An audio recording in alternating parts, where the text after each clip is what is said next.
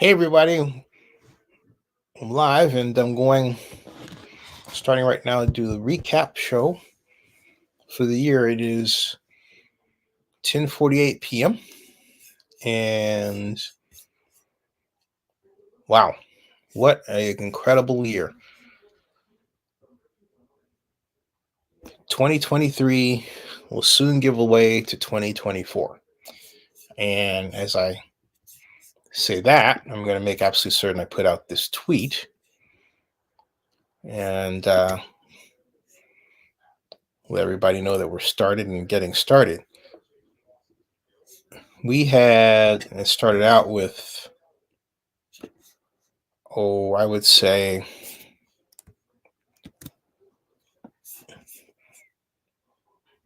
a good set of actors. So these are amazing. Wow. Vloggers. And one of them was our mainstay. That was Joseph Armendariz. Joseph came to me about 5 years ago, expressing interest in vlogging.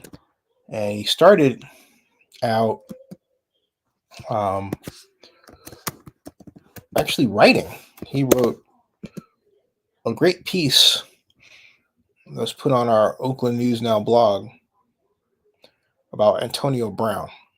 That was the first story he broke. He was into straight journalism, and he did an outstanding job. He did that before he became a vlogger. I remember when he originally introduced himself as a fan who wanted to contribute. He was dying for me to fly down to LA and go to Disneyland with him.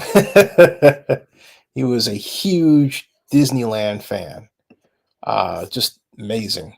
But the poor man was wheelchair bound and had diabetes. Later in the year, and I'm going to post one of his videos so you can see his work in a moment. But later in the year, he told me as his condition worsened, he was looking for a kidney. And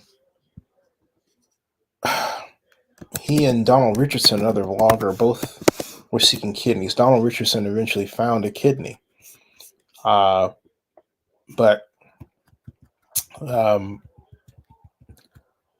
it's a hard road that you go on in getting that. When I met Joseph, he was already in search of a kidney. And we talked about it, and we put out the word that he needed a kidney as best we could, and really tried to help him along. And all the time, his condition was, getting worse.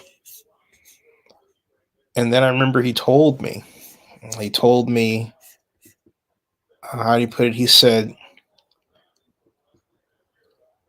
that I may not hear from him for a while. Because he's supposed to go undergo an operation. But he said, I may not hear from him for a while because he may be an amputee. And he started to cry. He thought he was going to lose his foot. If not be in a coma. That's what he said to me. It was very sad. And I remember he gave me, or I thought he gave me,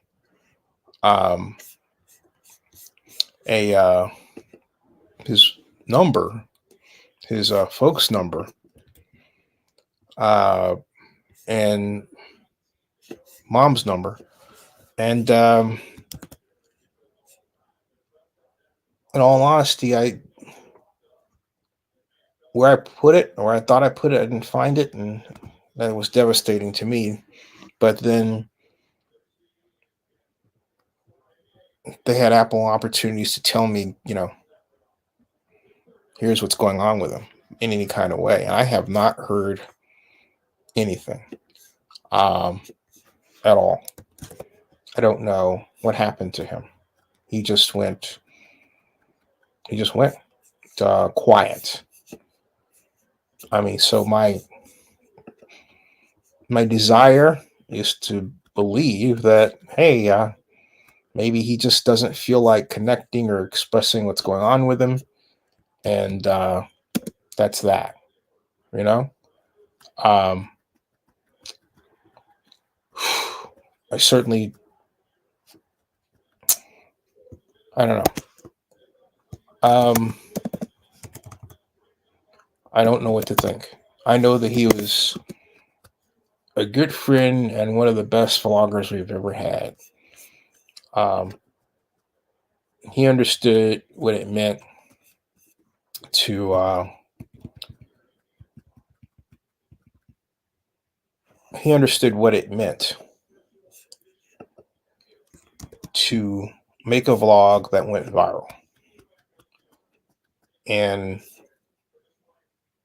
one of the more joyful arrangements was the ability to send him money. Sometimes a lot of money, because hey, his video really turned around and performed. And I had to do that because early on, was paying people. Sometimes you pay you pay them for content, but it wasn't a good idea to pay for content that wasn't going to make money. And that's what I was doing. Um, I was happy to have the contributions and let people have their little corner of the world, if you will, which is fine. But after a time, I had to turn that around and say, okay, we need to make content that gets traffic. And of all the people that I have known and done this with, Joseph got that better than anybody else. He was doggone good at it. He would go to the he would go to the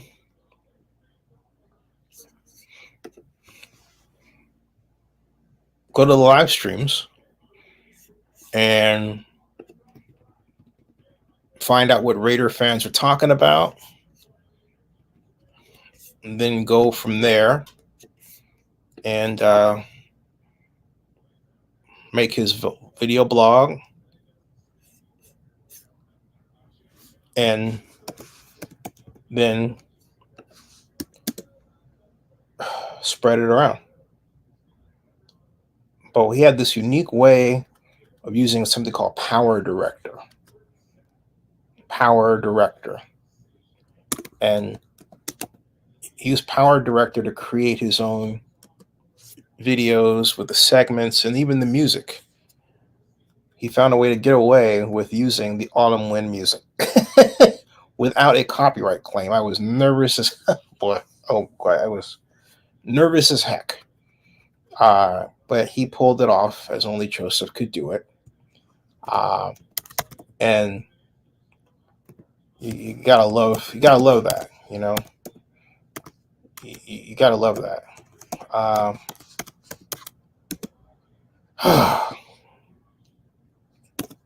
I think when I started off doing this, my dream was to be able to pay a good living wage to people, because I thought we would get, and I still believe we get investors. We're not dead by any means. It's just,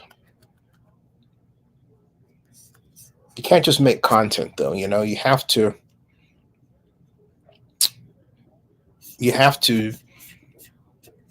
study what you're doing and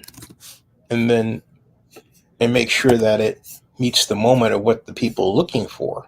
you know, what's the old saying? Demand, right? Demand and supply. Demand and supply. You have to meet the demand. If you don't meet the demand, you don't get what you do doesn't get watched. You know, it's just that simple.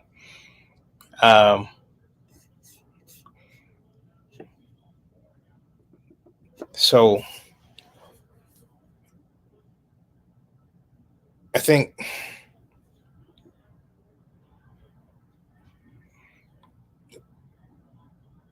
and the other part of that's about this that Joseph got was the ability and the desire to entertain. This is what he did. I want to show you what he did right here.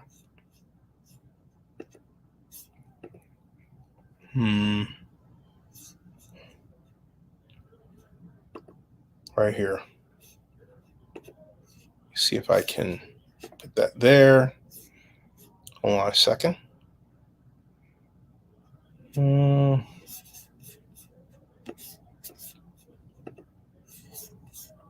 This is that's what am I doing? That is what he did. This is what Joseph did. Excuse me. That's us. Sorry. Let me see if I can get this to switch over. Oh, come on. Switch over. It's not switching over. And what is it? Is it? Nope, still not switching over. All right, hold on a second. Come on.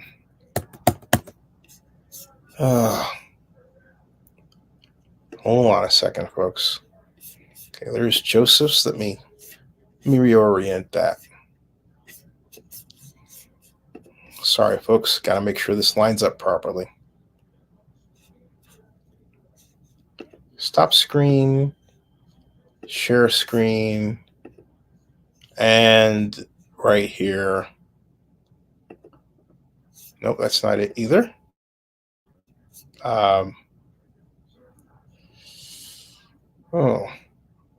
There's something else that just doesn't want to line up, you know? So what I'll do is I'll put this here. There it is. All right, here is Armandaris right there, and I will start the video right now. This is the magic of Joseph right here. Listen carefully.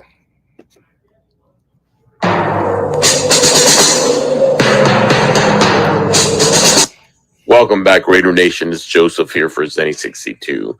So news that came out earlier today was that Jimmy G, 2 days after he signed his contract with the Raiders, had foot surgery. And that had to do with fixing that broken toe that he hurt in one of the games when he was with San Francisco. Now, there was speculation as to what the holdup was during his original scheduled press conference that was delayed a day. And so it turns out that might have been the issue. Talking to agents about how to proceed moving forward, whether or not he'll have surgery. Ultimately, the decision was made, and I think that was the caveat for him signing the contract, that he would have to get a foot surgery. So the foot surgery is more than likely going to keep him out throughout the next few months. He is expected, hopefully, to be ready by training camp. But you never know. Again, it seems like this another situation where Jimmy G's hurt. And he got hurt even prior to playing a game or an existing injury. And again, that probably was the holdup originally when his press conference was canceled when he first signed with the Raiders. So keep it here on Zennie62, and don't forget to like and subscribe. See? That was the magic. That was the magic right there. And then eventually, he got into, I think the best one that he ever did was his fight video. And yeah, the fight video. That was quite good. You'd see what I mean by fight video. Well, Joseph made one of those videos that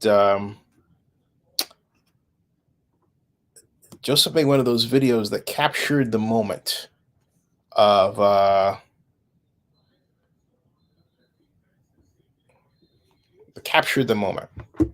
and the moment was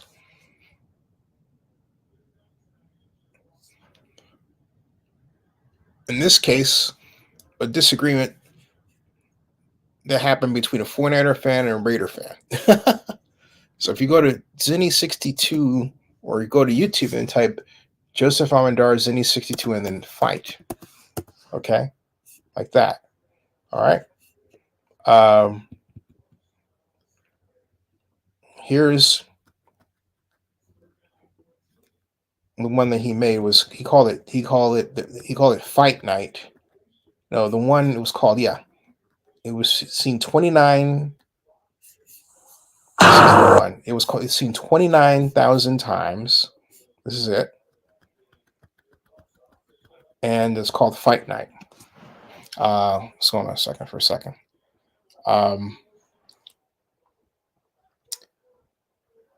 And I'll show you.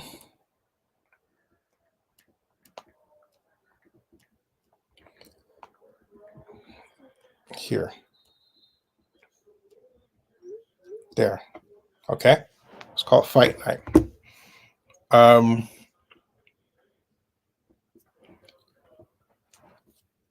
This is it.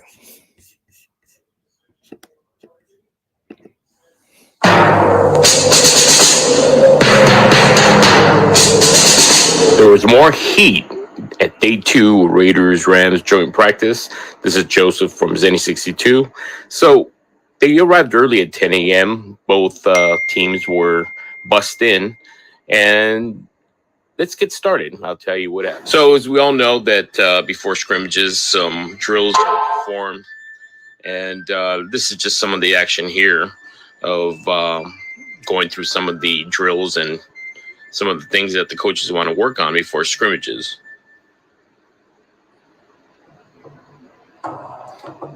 This is the O-line. Coach Cable's in there somewhere, but I don't think that's him in the front. I think that's him in the corner here on the right. And this is when the scrimmages started, but I'll show you some other images of the practice as well. Now, keep in mind, it's the public wasn't allowed nor video. Certain parts of the practice and the drills were allowed to be filmed, but when both teams are working on specific plays, no video was allowed, and that's kind of the main reason why they didn't want the public there. They didn't want anything to be leaked on YouTube or wherever else. So here's some stills that I got from the scrimmage. Here's a breakup pass play by the Raiders. It's hard to make out who it was, but the good news is that they were able to deflect the ball from the Rams. So as we're closing out here, this is, as I mentioned before, and let me pause it here for a minute. A number of fights broke out to the point where they ended up leaving early, as the picture shows you up front. But the one main thing I wanted to bring out of the fights or the injuries is that both Incognito and Morrow seem to have leg and ankle injuries. Hopefully, Incognito, who is seen walking to the bus limping, it's not that serious. Cleveland and Carl Nassib both had a sack against Stafford. And it was overall a good day. You really see the intensity on both teams. Here's the buses that they start to leave. But, I mean, it got really heated where both teams had to be separated. They both left to the field. And the reason why you see these buses being escorted out as well is because they had to cut the practice too early, got too intense, got too heated, too many fights. But that just tells you how intense both the Raiders and the Rams are going to be on Saturday. Keep it here on Zennie62. Don't forget to like and subscribe.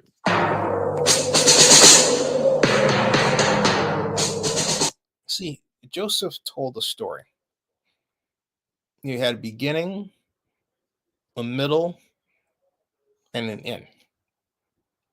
And he was just doggone good at it. He had no previous experience in vlogging or making videos or anything else. Joseph was just he was just darn good. And he cared.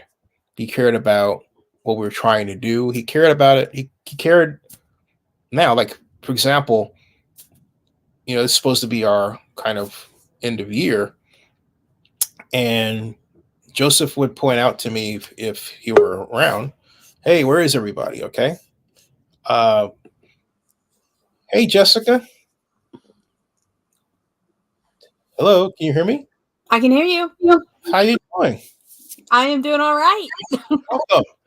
I'm glad you're here. I'm celebrating Joseph because, as I remarked to start out, he started the year with us, and then he said to me, I don't know if you're going to hear from me again. I may be in a coma. Oh, that's nice. Yeah. And that was sorry to start out, but that's it's the reality because he was a friend and a contributor, everything else, and a fan of so I was just going through some of his stuff that made him who he was. Have you heard from him, or is he gone? I don't know. All I know is that Joseph he gave me his number, and I'm just going to say it, play it where it lay. I misplaced the paper I wrote it on.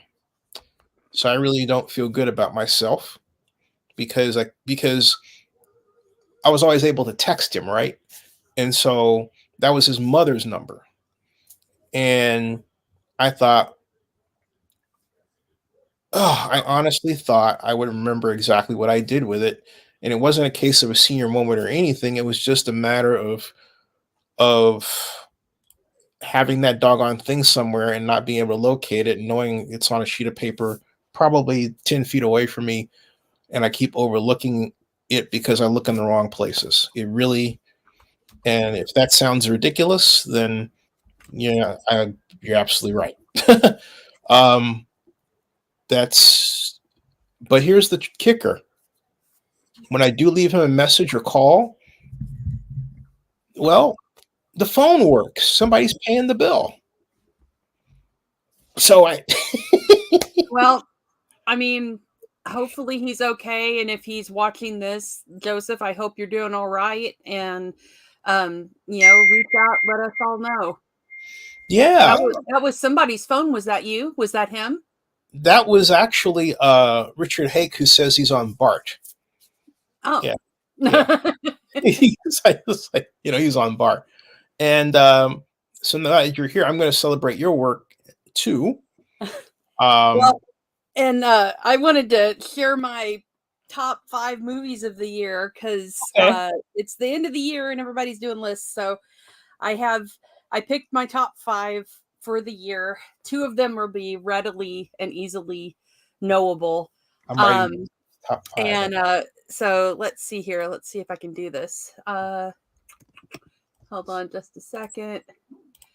So, boop, boop, boop, boop, boop, boop. Images. I should have had this ready. All right. So, share screen. That one. Okay. So if you guys can see this, I don't know. Ooh, I'll put there we go. Hey, I did something right. Yay! So number 5, I just finished this weekend. Is Saltburn. Saltburn is free to stream if you have Amazon Prime right now.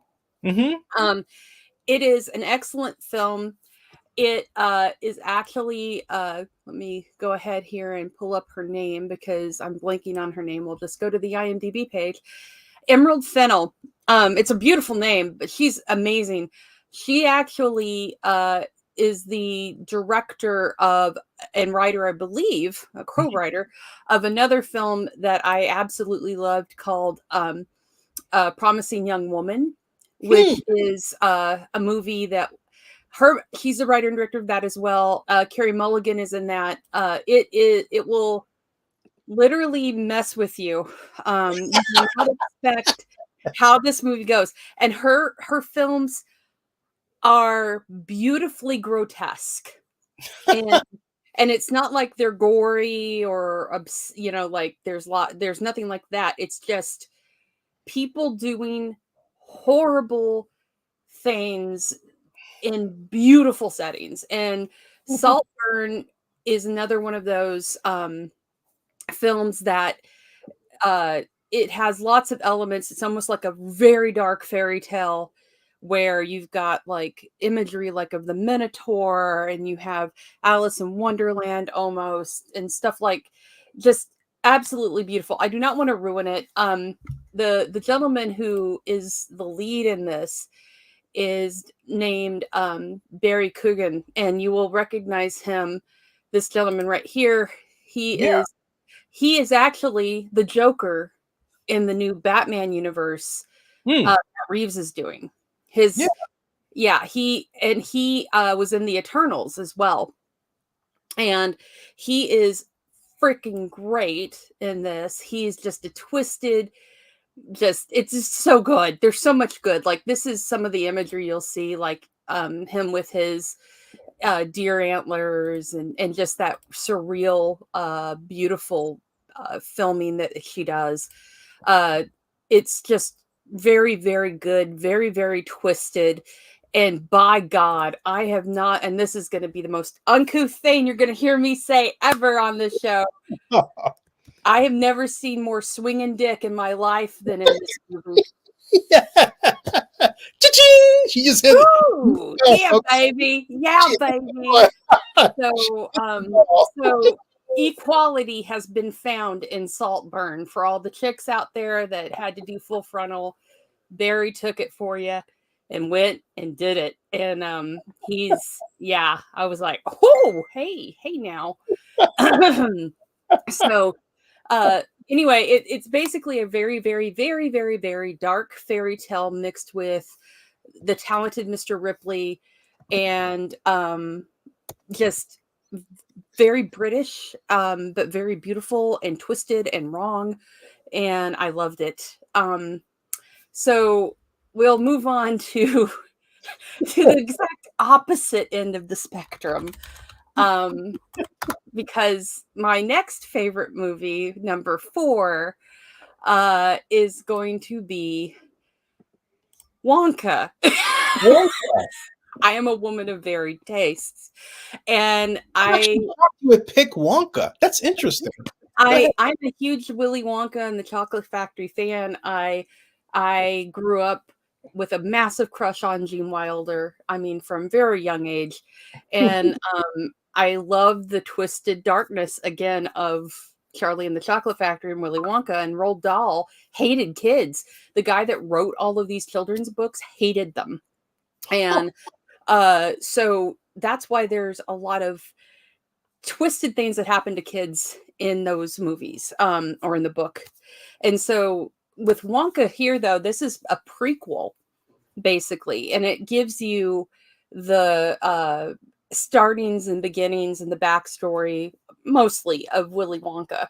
And I didn't think, I love Johnny Depp. His version of Wonka is way more like the book. Gene Wilder's version of Wonka is the book, but with his spin on it. And Gene Wilder, before he died, did not like what Tim Burton did at all. He thought he made it way too dark. Even though all of us were traumatized and remember the boat scene. Yeah. So I'm like, Gene, I get what you're saying, honey, but Willy Wonka has always been dark. Well, this movie is before he becomes more bitter chocolate. more bitter of an individual by the stealing and things like that. This is him, how he becomes who he is, and how he gets to be the factory and the Oompa Loompas and all of that. And I honestly, because they wanted, this is actually made with Roald Dahl's family. There's a production company, Roald Dahl Productions or whatever, that actually took part in this. And the thing with this movie is, and we'll just go to the IMDb page again.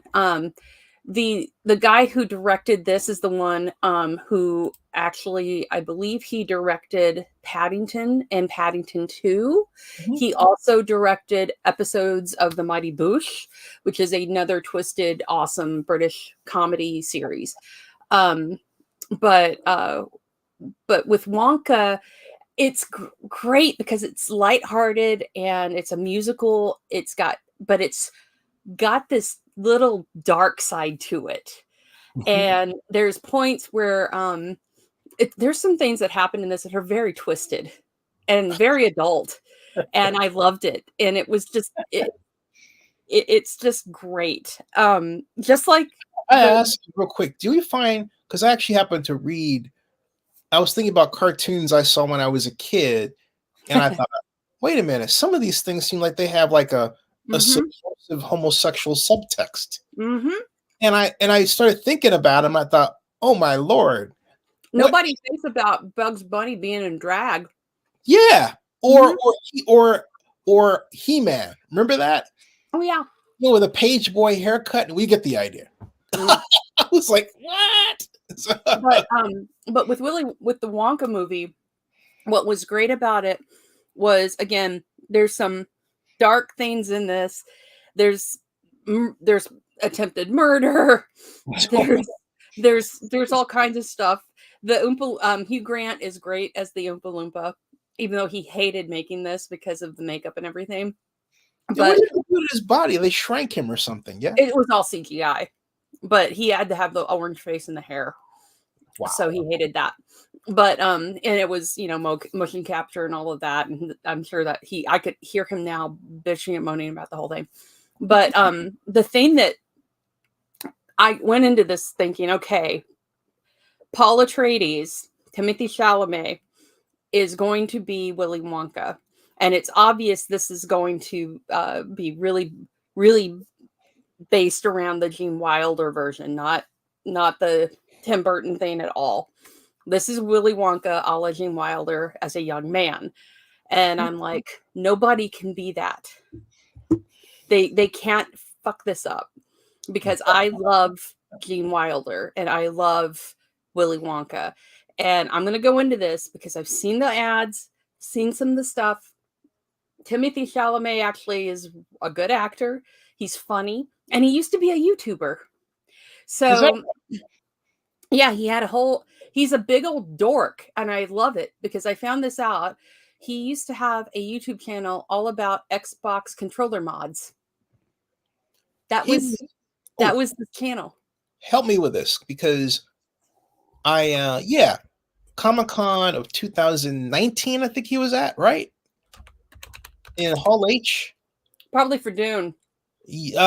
And he came out. It was not for Dune, it was for another movie.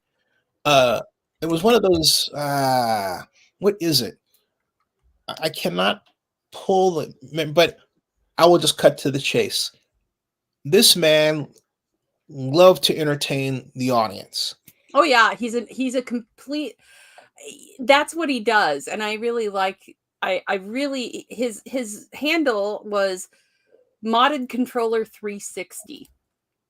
And yeah, he's a big old dork. I love it. So I went into this going, okay, you can't mess this up. Let's see what you do. And by God, if I ever meet Timothée Chalamet, I'm going to go up to him. I don't care what it's for. And I'm going to say, okay, I saw Gene peeking out a few times, and that's the biggest compliment I can give you. Nice. I can't. It's the same thing with Brandon Routh. when I met Brandon Routh and got a photo op with him, I actually paid to get a photo op with Brandon Routh. I'm like, you know what?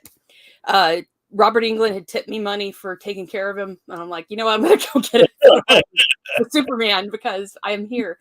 And I went up to him and I started tearing up and I said, you're as close as I'm ever going to get to Christopher Reeve. And I mean, take that is the biggest compliment I can give you. And he grinned and he hugged me and it was worth every penny. So he did a good job. I will say he really, and he did it the right way. He went to Christopher Reeve's widow and asked if she was for her blessing. And it was right before she passed away. But Timothy Chalamet, the Paul Moadib here did it. He was great. He was feisty. He had moments where he got glary, where like Wilder could oh, he got a little crazy going on. Okay, we don't want to F with him. Like if you look at this one picture right here where he's like this one, he's got that little bit of a, oh, I'm gonna stab you. Yeah. And yeah, he doesn't look happy. Yeah, and this is Hugh Grant as an Oompa Loompa, and he's fantastic. It was really good. I mean, like right here. Was it a long film or short film? Yeah, it was. I think it was over 2 hours, and it was a musical. So if you don't like musicals, you'll probably not enjoy it. But I really enjoyed it. And what was even crazier was the fact that I had to wait like a couple of days because every screening was almost sold out. I didn't get to go until the Tuesday last showing after Christmas.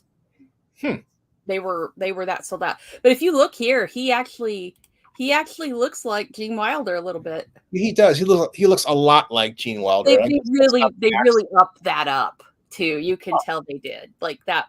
They really went for it. And it was great to see Rowan Atkinson on screen again as a vicar. He's getting a lot of work lately. Have you noticed that? Oh, I love him. I love Blackadder. Yeah. If you've never seen Blackadder, then you need to watch Blackadder. Blackadder is one of the funniest British comedies ever made. Oh, Blackadder. I thought you said Black Adam. Blackadder. No, you don't need to see Black Adam. There's no point. But just like there's no point in Aquaman 2, don't even bother. No one is. So don't bother yourself. And thank you, Amber Heard, for destroying the franchise for Jason Momoa. Good job, you. Good job. It's what you wanted. You kept telling everybody he was drunk, and here you go. That's right. So, but Blackadder is one of the best British comedies ever made, and it's also one of the saddest endings of any goddamn series ever. Wow. It is. Takes place. The last season takes place in World War I, and I'll leave it at that. It's one of the most touching and saddest, gut-wrenching, beautiful moments. And I don't know of many that can top that. Wow. So go watch Blackadder. So number 3 on my list. He's not on your list. I'm sorry? I'm surprised Halloween Kills isn't on your list. That was last year. Okay. Why do I think of it as this year? Or is it just losing my ability to realize what time it is? Which, would make sense. Halloween Kills was 2021. I think you're talking about Halloween Ends, and that was 2022. Halloween Ends, which I haven't seen, but I was thinking, I know you're a fan of the series, so yeah, it's great. Halloween Ends is actually 2022. Okay.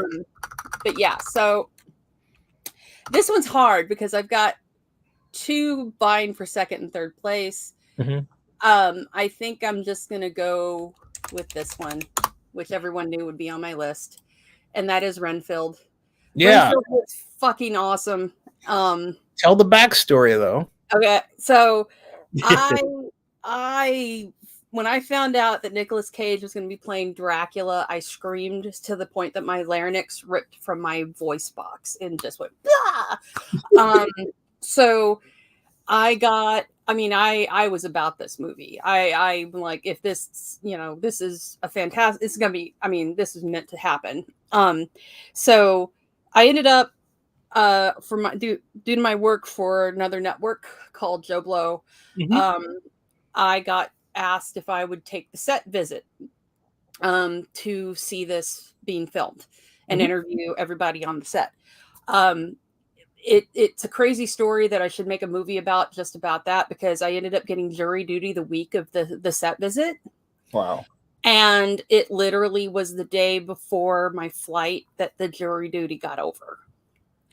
And I was like, I'm going to get arrested because I'm not coming back if I'm not done with it. So be worth it. So I ended up going to New Orleans. I got to go to the set. I got to see what they were filming and the stuff that was going on and the beautiful just stuff that you don't even get to see in the movie because you don't get the moments with it, like really to detail it. So I got to see Dracula's lair. I got to see the hospital set being built. What was that? So you see some of it here, but it was literally nothing. There was nothing there. Oh my God, look how pretty he is. But so there was literally nothing there on the set. They for that hospital, it was half. They just started making it, and so it was insane to see the fake stone being created. Like, it just was amazing. And within a few days, they were going to have that done. And if you've seen the movie, or when you see the movie, just realize that none of that is real. It's crazy. So I got to meet Nick Holt, and I got to eat bugs with Nicholas Holt. He is Renfield. This is him. He is very, very, very tall. And he has eyes that look like the tears of God. They are that blue. He is unbelievably beautiful. He is like a fairy prince has come to life. He doesn't. There are people that are meant to be movie stars. He is one. And now he's going to be Lex Luthor, which is pretty damn cool. Yeah. I am down with that because are you excited for that? I am, and why I'm excited about it is. If you've seen this series on Hulu called The Great, that is the reason he got the role of Renfield and the reason he probably got Luthor, because you get to see him turn on a dime of being a goofball to a psychopath. And like, he murders people. He does all kinds of, like on a dime, and his face will go steely. And when you see this guy who's like, he's over 6 feet tall, and he's got these crazy blue eyes of doom. And when he gets if he gets mean face to you, like glares at you, you're like, oh God, I'm going to die, because he can turn that on. And so Renfield was just neat. I loved it. I thought the set design and everything was just beautiful. I was so excited. I got to meet the producer, the director, the actors, and I got to watch on a monitor. Because, by the way, this was the first set visit Universal had done since COVID had happened. Wow. And so it was only me and 3 other people. And we couldn't get near Nicolas Cage, but I did get to I got to wear the cape, because we got to go into the area.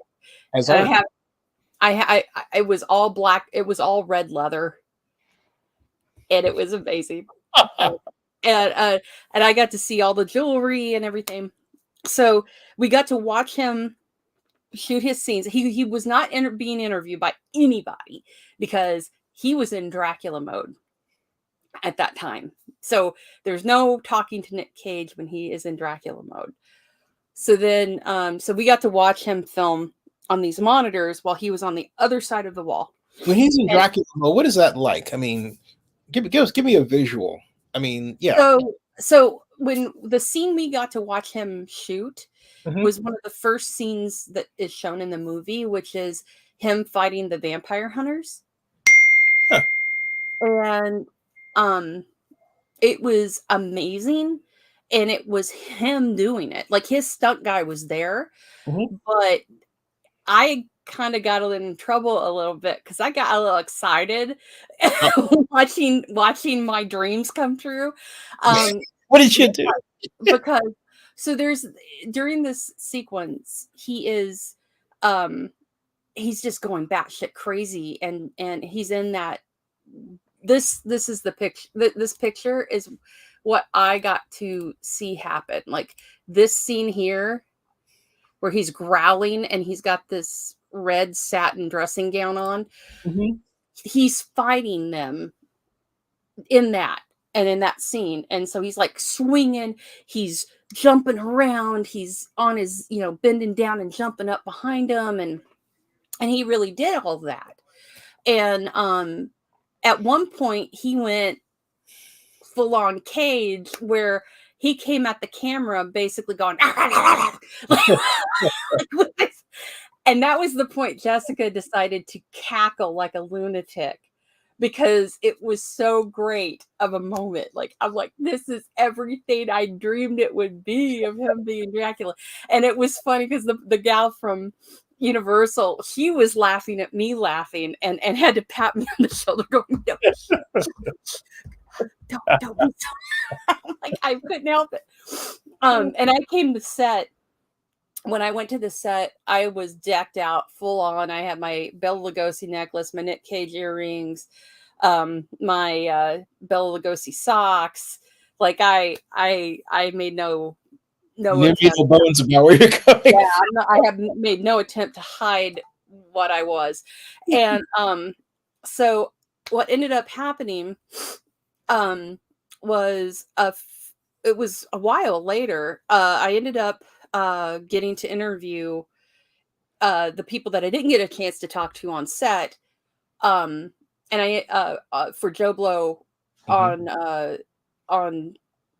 later on for our coverage, and then I also did double duty for Horror Hound, covering it for them too. And so everybody got me twice except for Cage.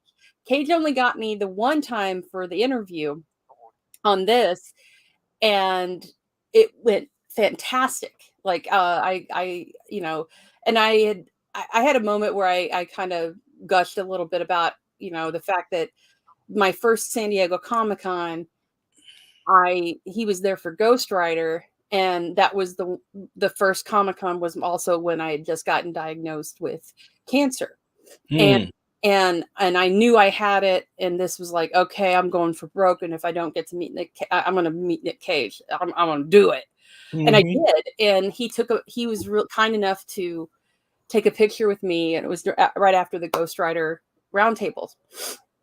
And I told him, I said, I just want to let you know that, I just wanted to say thank you for this, because back when Ghost Rider came out, you brought a light in a dark spot of my life when you did that, and I wanted to say thanks.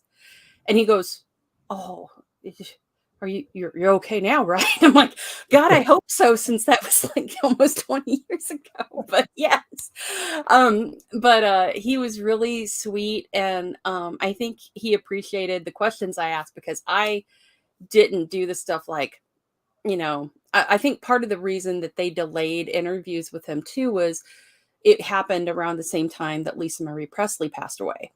And, that was his ex-wife. I can almost guarantee you people would have bugged him about that. And I'm not that way with interviews. You know how I work. I don't do that. And so I kept it on, and I know my shit when it comes to Dracula. I'm going to toot my horn a little bit, but so we talked, and he's a Christopher Lee fan, and he's, I'm telling him, like, I see a little bit of this in there and this in there. And he was all excited that I'd said, you look like the love child of Bela Lugosi and Christopher Lee. And he's like, yeah. So it was a great interview. So not too long after that, Universal Studios made me cry. They asked me to come host his QA panel at the Alamo Drafthouse for the movie. Yeah. And I freaked out. And I came and hosted the Renfield QA. And now I'm actually friends with, and this is one of the great things that came out of this whole thing too, besides getting to host a QA with Nick Cage, which was fantastic. And according to everybody, he liked doing it and had a good time, which I'm very happy about. And I was the only one allowed to ask him questions. That was the other thing. This wasn't something where the audience that's killer. There you go. Yeah. So I had to keep it entertaining with that part of it too.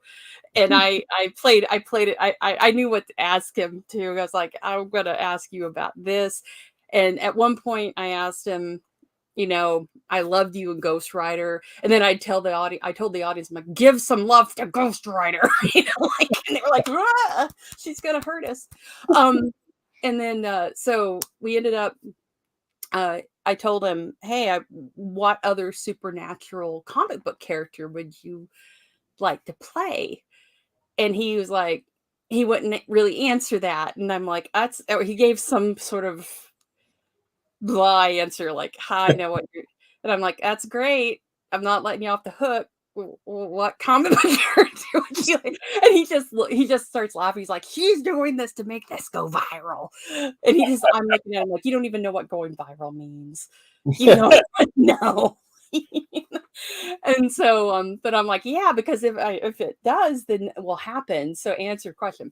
And he said the spirit, I'm sorry, the Phantom. I think that's it. Yeah. I'm getting this completely wrong, people, so I'm sorry. But anyway, basically, it's the voice of God. He's like this character who has godlike powers, and that's who he wants to play. And I'm like, looking at him like, well, you can do that animated, do it like Spider-Man Noir. I like that. And he's like, oh yeah, blah, blah. So it was great. He was very, very surprised, I think, by how much of his library of films and shit that I know. But it is what it is. Anyway, but I'm now friends with the director, Chris McKay, who was fantastic, by the way. I got to ask you about a favorite topic of ours, and that's Comic-Con. Is it back yet? I doubt it's going to be ever back to the way it was. Honestly, I don't think it is. It just, I think that it's sort of like, sadly, like the movie industry right now is hurting. Yeah. Hurting. And I think that it's never going to be the way it was at Comic-Con, because the studios are looking for ways to save money, especially like Warner Brothers it's going to be shocking to see if they don't actually go bankrupt. Because you're laying out a prediction this will happen, or I'm thinking it's going to happen. I think Warner Brothers may go bankrupt, or they're going to have to do something, because maybe first of many. No, I think it's specifically them right now. I think the others are safe, because Disney right now is pulling back on the Marvel stuff in terms of film releases. They learned their lesson with the Marvels. And they're having messing with Johnny Majors. Wow. Well, that whole thing with Jonathan Majors too. What a colossal blunder. Oof. Well, he jacked up. Was great though, but just he jacked up by on a lot of levels. I still don't know. I still don't think he deserved what he got, but at the same time, something happened there. They were two toxic people together. But I saw the footage of him running away from her. I meant to make a video about this. I want to share this just for real quick. I think what happened to him is the latest round of what happens to us as Black men when we get sudden success in a world that tells us we shouldn't have it. And but John Boyega was in 3 separate Star Wars movies, and that didn't happen to him. And right. But I heard later on that he had, and I defended Jonathan Majors, and I still sort of defend him in a little bit of a way, because I think that he made some very bad choices. He probably did knock her around a little bit. But at the same time, she was a nut job that admitted she attacked him too. And then you see the footage of him running from her. Yeah. And I think part of the problem was timing for him. Like, I think he got the brunt of this because Disney and Marvel had seen what had happened to DC with Ezra Miller and Amber Heard. And you already had the fallout with The Flash, which was a fantastic movie. I love The Flash. It was great. It should be on my list, but it kind of is a pointless film now because all of that's gone, and Ezra Miller is never getting back a job, at least in Warner Brothers.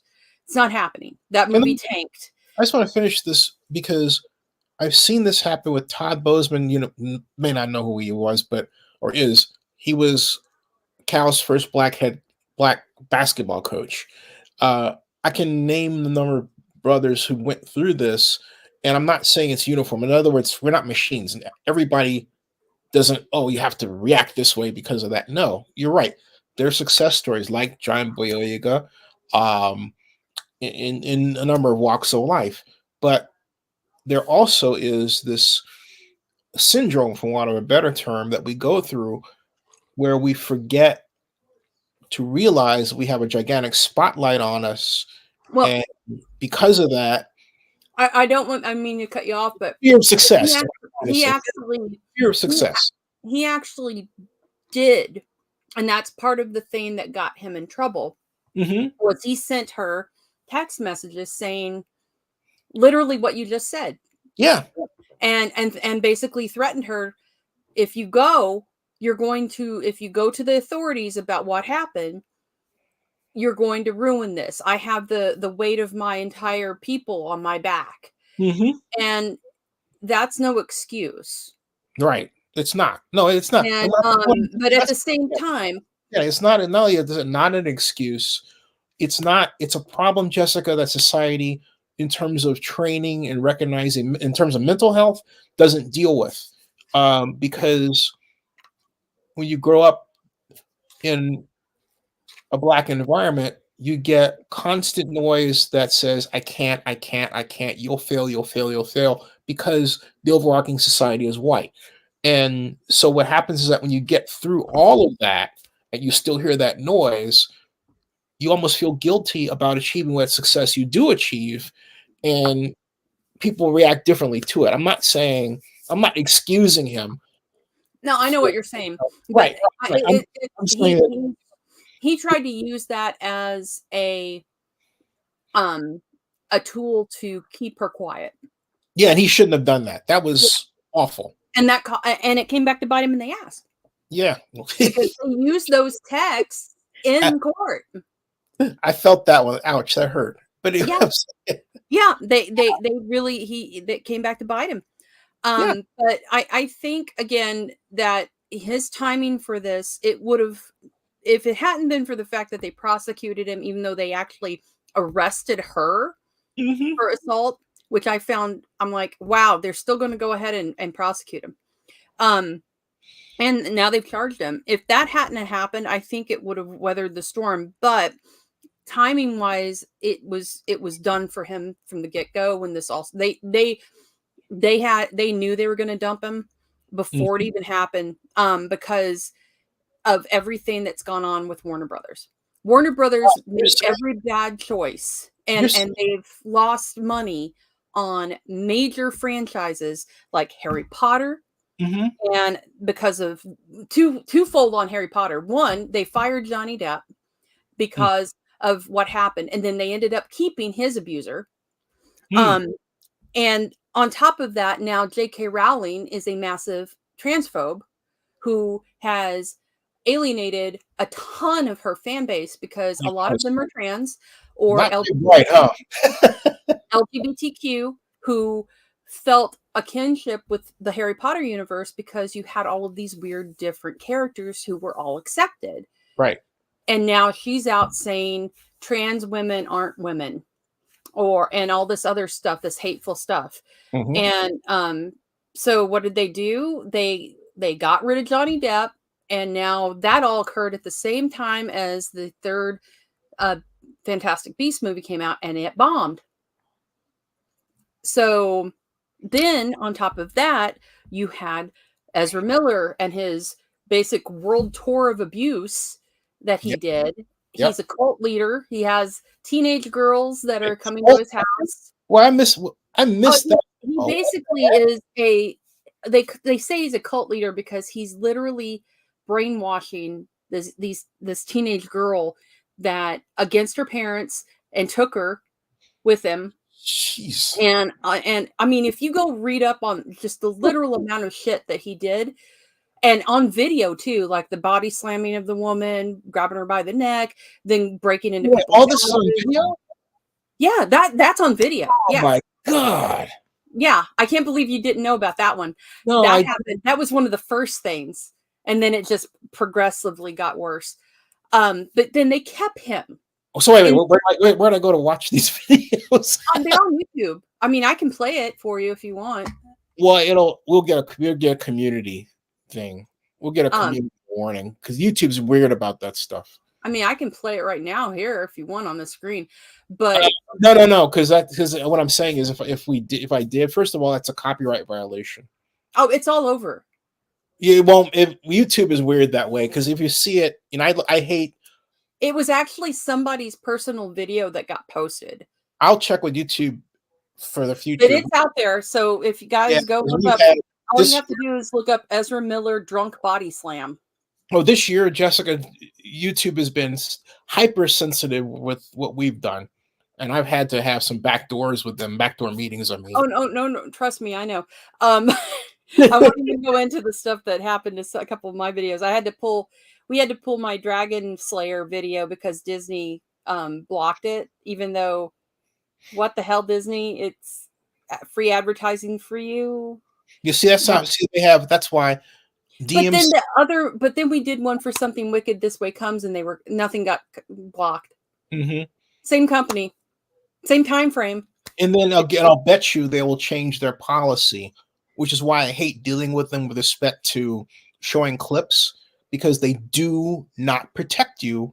And then they'll change employees, right? So another employee comes in, reads the same document, interprets it totally differently, and screws you. And that's happened to me a bunch of times. Oh, so, I think we got a question. Hi, RD Moss. RDS. He says, I hear Bruce wants to be Bruce again. Any thoughts? Okay, so are you talking about Bruce Wayne or are you talking about Bruce Campbell? Because I've heard Bruce Campbell is talking about coming back to Evil Dead as well.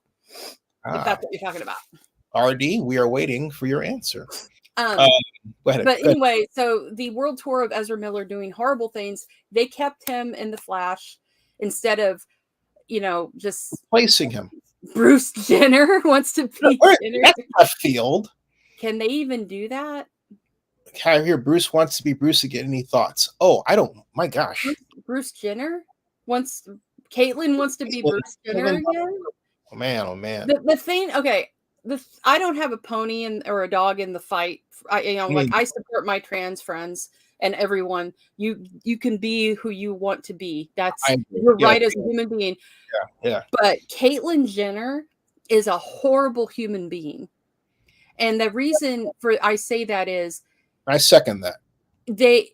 That Caitlyn hates the whole group that she is a part of. She hates them. and seems to think that she has the right to do what she wants to do, but they don't. Mm-hmm. So you must really hate yourself, Caitlyn Jenner. That's all I can think is that there's a lot of self-hate in there. Maybe she's not meeting the right guy. No, she's a lesbian. Oh, maybe he's not meeting the right girl. She is a lesbian and has a girlfriend who, for whatever reason, is with her, and because she's a horrible human being. Anyway, the whole thing with Ezra Miller happened. Already said it all okay. That's like that joke by Billy Connolly in Head of the Class, where the guy is going to kill himself if he doesn't become valedictorian. And Billy Connolly goes on this tirade, and then at the end goes, "You don't need me to wear a rubber. I'm a valedictorian." Anyway, I'm old. I watched Head of the Class.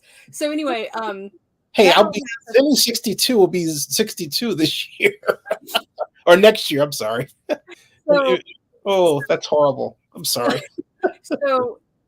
So that happened, and then Aquaman happened. And I gotta hear you. I'm gonna shut up. I want to hear you talk about Aquaman. Amber, the turd in the water. I call her the turd in the water. She single-handedly destroyed $1 billion franchise. Wow. The first movie made over $1 billion. $1 billion with a B. And I love James Wan. I love Patrick Wilson. I love Jason Momoa. All of those guys are great guys.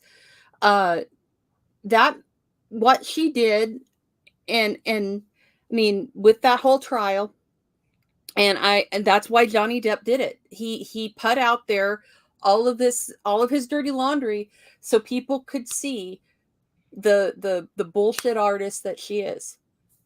Wow. I mean, and so what happened was the fallout. I guess people didn't realize, hey, you fired him from Disney, fired him, Warner Brothers fired him, and here we find out where every one of his ex-girlfriends and including the one that he left for her, his baby mama, he came up and said, "He's the kindest, most gentlest man I have ever met in my life." Kate Moss came back during the trial and did video of her saying, "He never pushed me downstairs. Don't know what the F you're talking about." I remember that. Yep. He was great. And the reason they were able to bring her into it was because Amber had to bring her up. So they couldn't introduce that into this trial without that being brought up by them. So at this point, you've got all of this bad publicity. They then what Warner Brothers did that they should never have done. And what's stupid is they went in and did all of these reshoots for this movie. All of these reshoots, like another whole freaking film, basically. But then they said, "Oh, we're cutting her. We're not going to keep her in the movie. She's barely going to be in the movie." Okay, we're doing that to the point that the first trailer they released for it had her for literally half a second. Right, that's it. That's all you saw her. That's all. Right, that was it. So then the second trailer, nothing.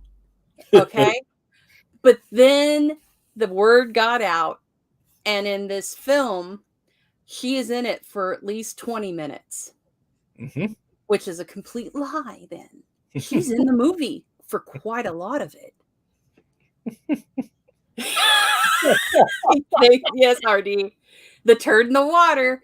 So yeah man, you know what? Don't shit in a bed when your last name's heard. You're just begging for it, man. At that point, don't shit a bed if your last name's heard. I mean, Jessica, there is a rap song somewhere for what you just said. Do you realize that? Oh yeah, I know. I'm trying to put it together. I'm like, there's something there. Floating in the bowl. But yeah, so that's kind of in a long drawn out way.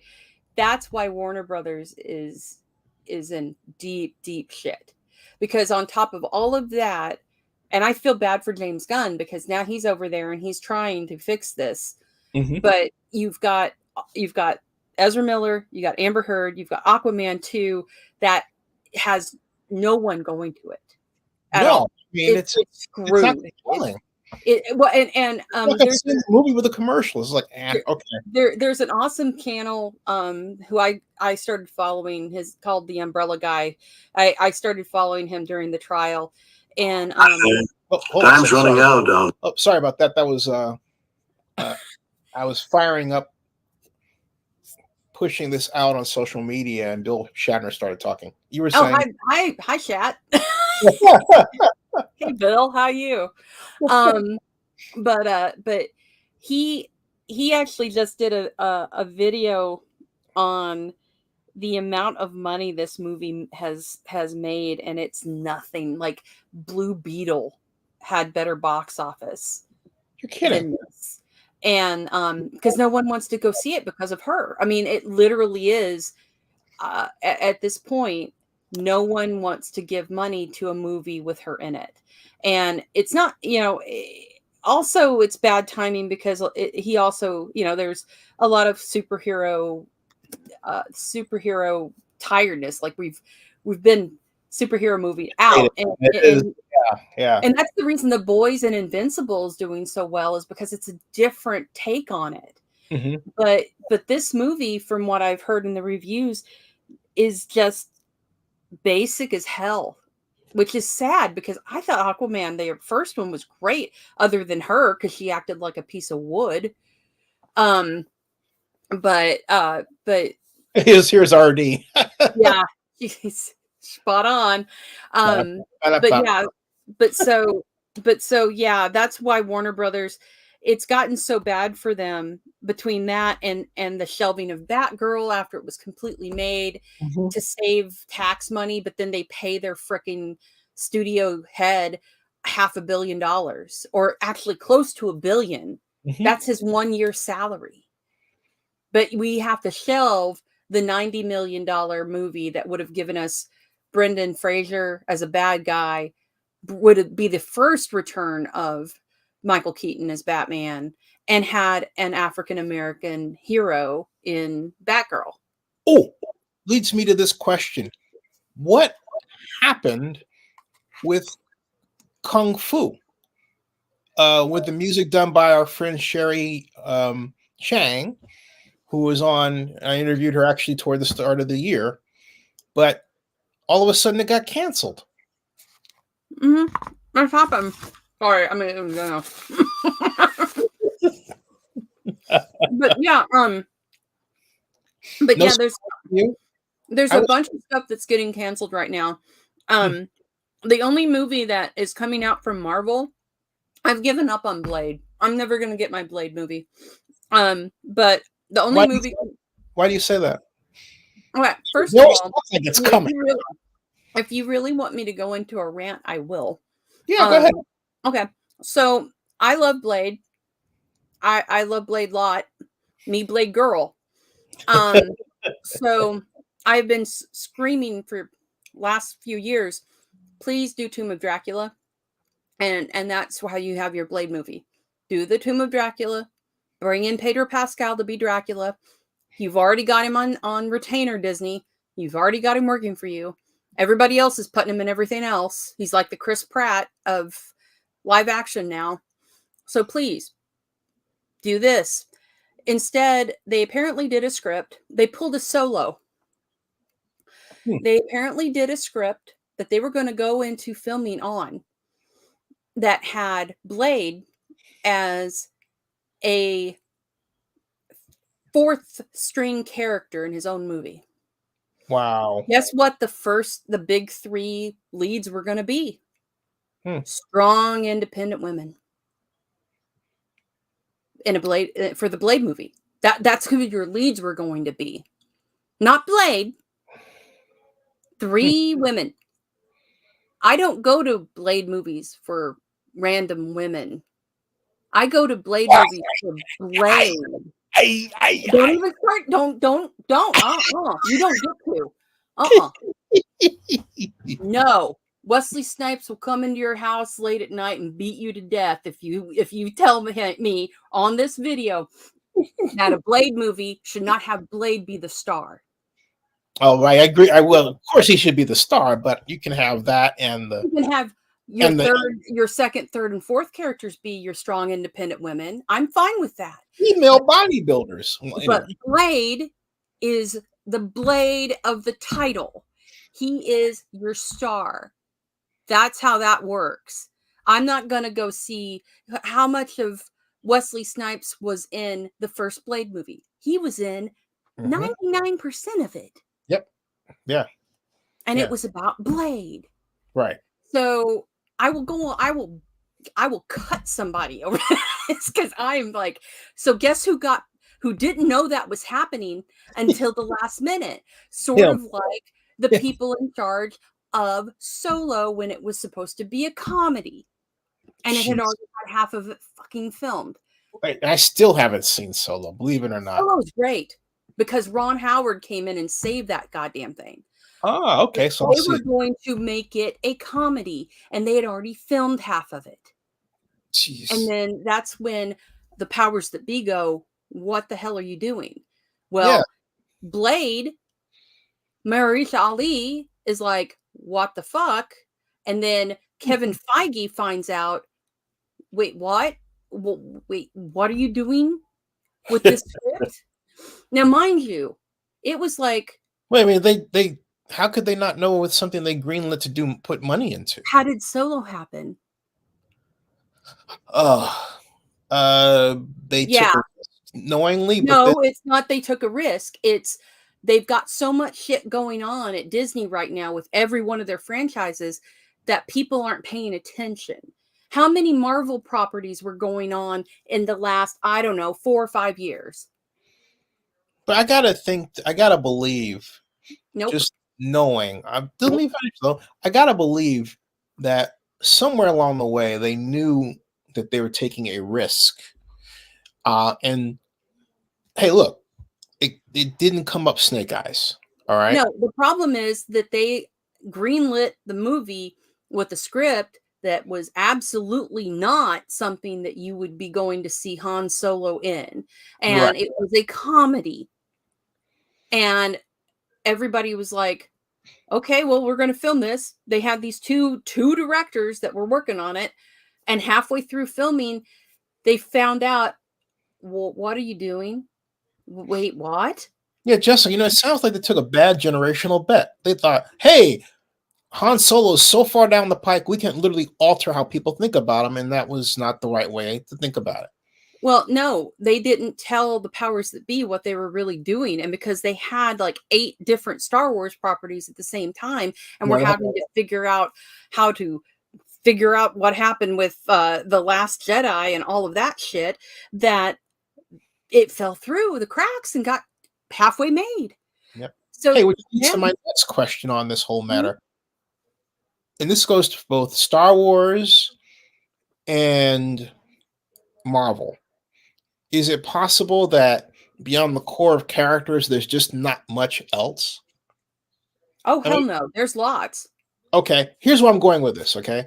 I grew up with Spider-Man, ABC Channel 7, Saturday morning, 7 o'clock in the 1967, okay? Then, of course, we had, the Super Friends. I even remember the theme song from that cartoon. I can go on and on and on, right? And my point is that core that I got driven into my head as a kid is in my head as an adult, and I'm not the only one. So my point is, but they seem like they tried to literally go be, off into other things, particularly Marvel. Now, my question to you is this: when you say that, what was one of the most popular trilogies to come out of the Marvel universe?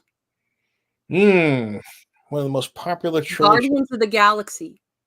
The one that no one knew what the hell it was. Right, which is brand new. Right. It's not brand new. Guardians has been around forever. Rocket Raccoon's been around. Guardians of the Galaxy have been around for years. Since the 60s? They've been around, I believe, since at least the 80s. I thought it was the creation of someone, like someone found it, or it was. I thought it was like an 80s creation or something like that. I have to go back and do my homework on that.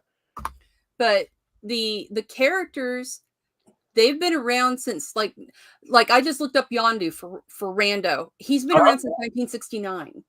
Okay. So the Guardians of the Galaxy are not new, but they're not one of the big known ones. But the comic book fans know what they are. Kind of like Black Panther. And so Marvel went, okay, you know what, James Gunn, go do your thing. And he created something beautiful with not very well-known characters outside of comic book nerds. And it blew up. So when you say there's no backbench for it, that's wrong. There's right, you help me though, because they still have ties to the core characters. You know, at least the way they are presented. They're with the Avengers per se. Then not the first movie. No, the first movie was definitely standalone, but they kind of weaved them into the common storyline. Yeah, because that happens in the comic books. Right, that's what I'm saying. Kitty Pryde and Star-Lord end up being a couple, I think.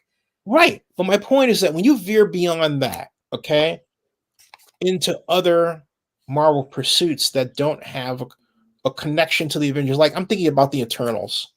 I didn't want to see the Eternals. You know, it was like big yawn. You know, if the Eternals had been done the way it should have been, it would have been good. I'm open to anything like that because I'm a dork. But like one of the best Marvel things that I saw in the last couple of years was Werewolf by Night. Not anybody, no one knows what that is. Nope. Other than me and guys like David Dasmalchian, who are comic book nerds, because Marvel is screwing up. That's part of the thing that's happening right now. They're not taking, you know, they're just shoving, like, I don't give two shits about Captain Marvel. She's not an they made her not an interesting character. They made her look weak. To me, they should have made her a female bodybuilder and look powerful and all that stuff. But she doesn't look like that in the comics. I mean, the physical representation. I know. I'm not. What's the term? Rubber stamping how the comic looks, right? The physical representation of her is fine, but Brie Larson's portrayal of her is not interesting, and the scripts that they've given are not interesting.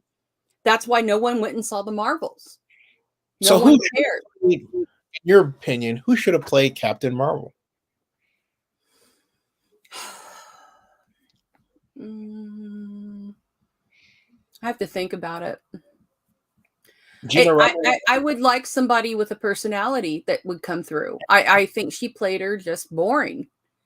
And you know, that's the thing. I want somebody that looks like they're going to have fun with it. You know who'd been great? I don't know, is Eliza Dushku, but you know, she's not. You know, she's just she's fun, right? Yeah. She doesn't physically look like Captain Marvel. She's got dark hair, dark eyes, blah, blah, blah, but she's still fun. Right. But the thing that is happening is I think Marvel needs to take a cue out of what happened with James Gunn. And I think they need to tap, and this is purely selfish as well. I want to see my Marvel horror comics come to life. They're doing that. They are doing that with Marvel Zombies, the animated series. Oh, you can help me, and I dare say the rest of us. What's Echo all about? We have these commercials where this girl comes out. Yeah. So Echo actually shows up in Hawkeye. That's where you first see her in the Hawkeye. I remember that, right? In the series, right? Yeah, and actually, I was given a little bit because I was curious too, because I didn't know much about her. And one of my friends clued me in that she's been around for a while, and she actually ended up, I think, dating Matt Murdock at one point in the comics.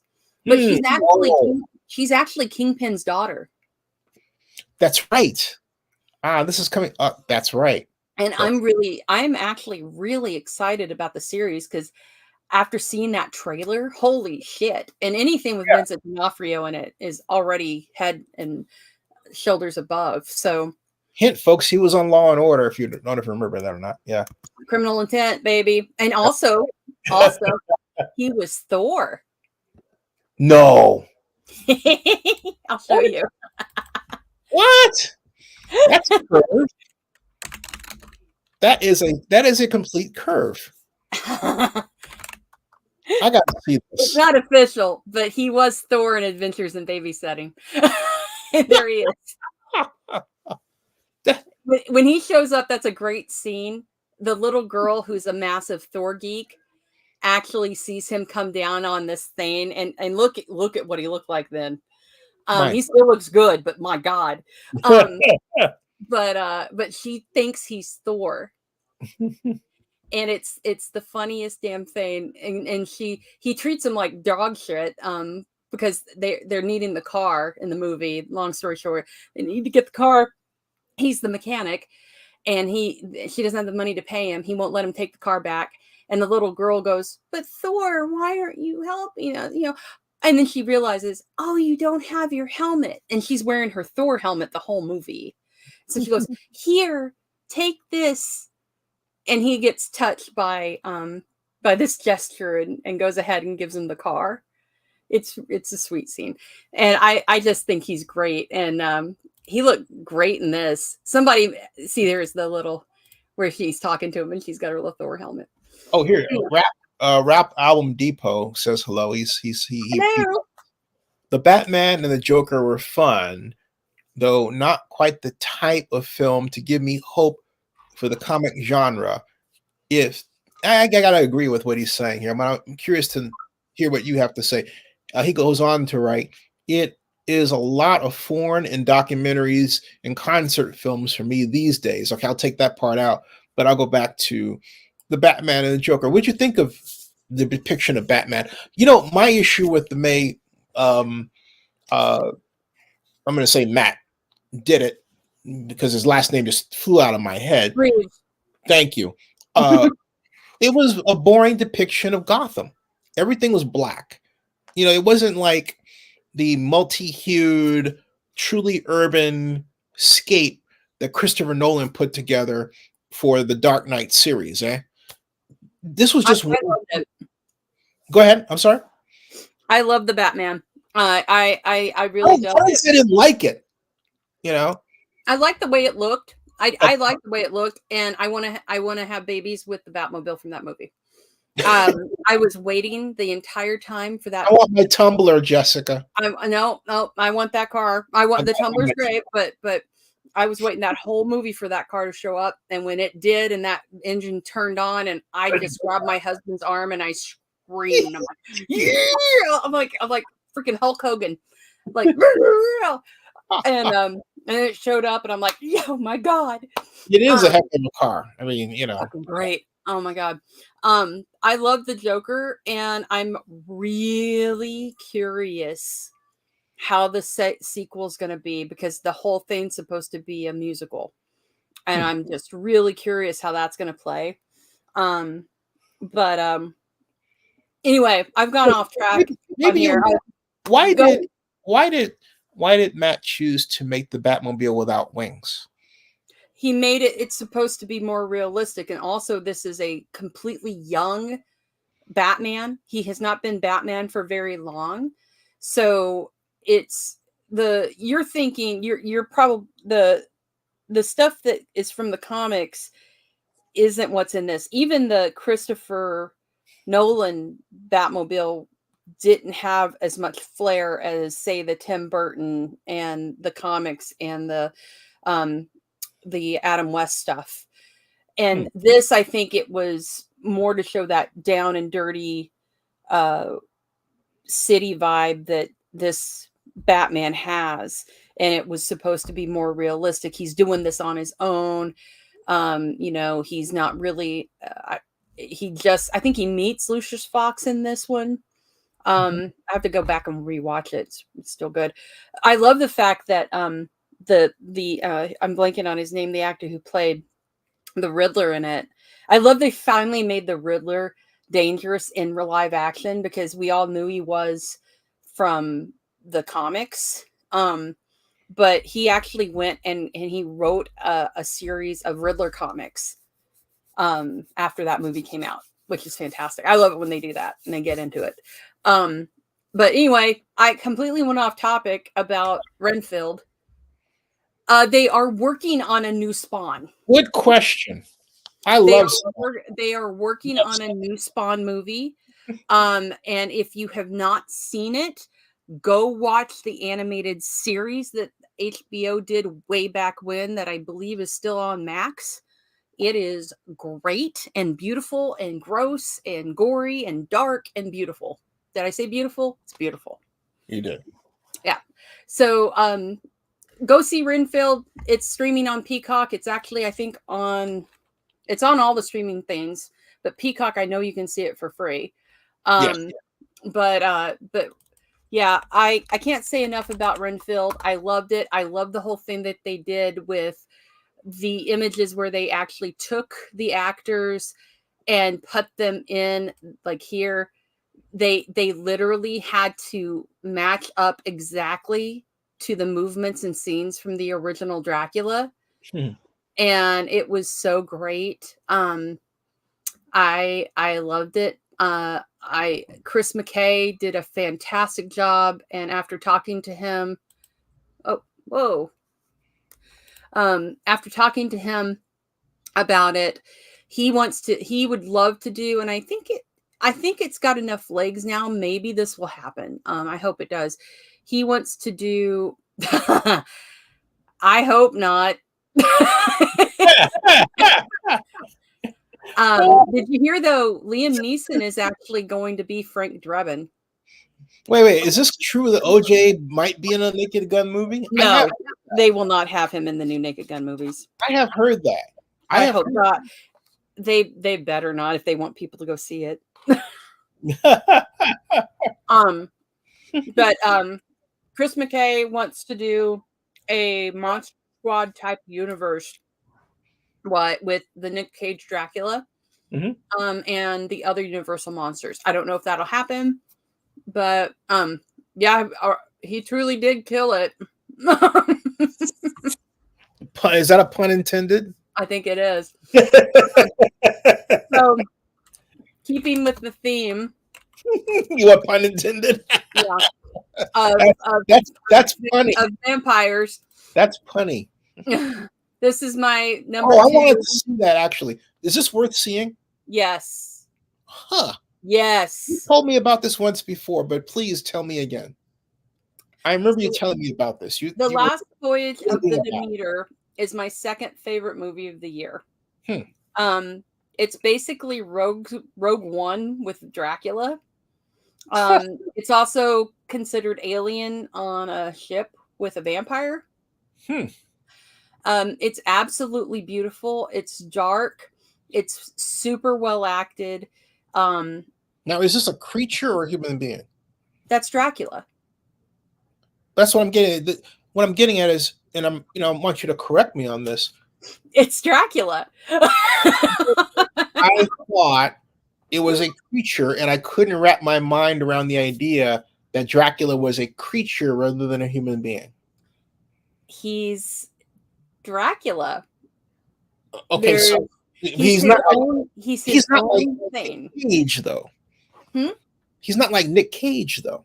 No. So basically, so if you've seen the movie Salem's Lot or Nosferatu, yes, you know that vampires can be monstrous looking creatures.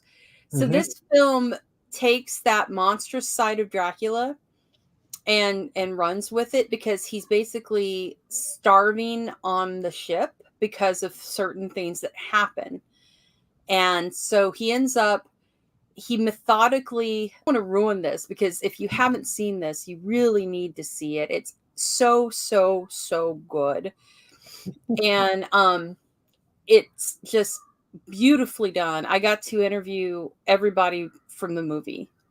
And one of the most awesome parts of this film, there's two actors I want to call out, actually three. The actors in this film are all great.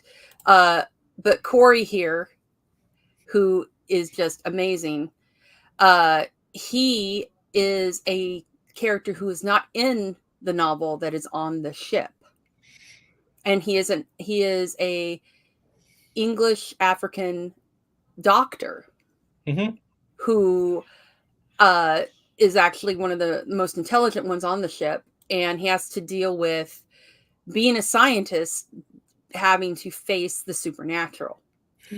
And it's neat to see this aspect of it. And we went into depth on the character when I got to talk to him. I talked to him twice about the movie, and he's just really eloquent.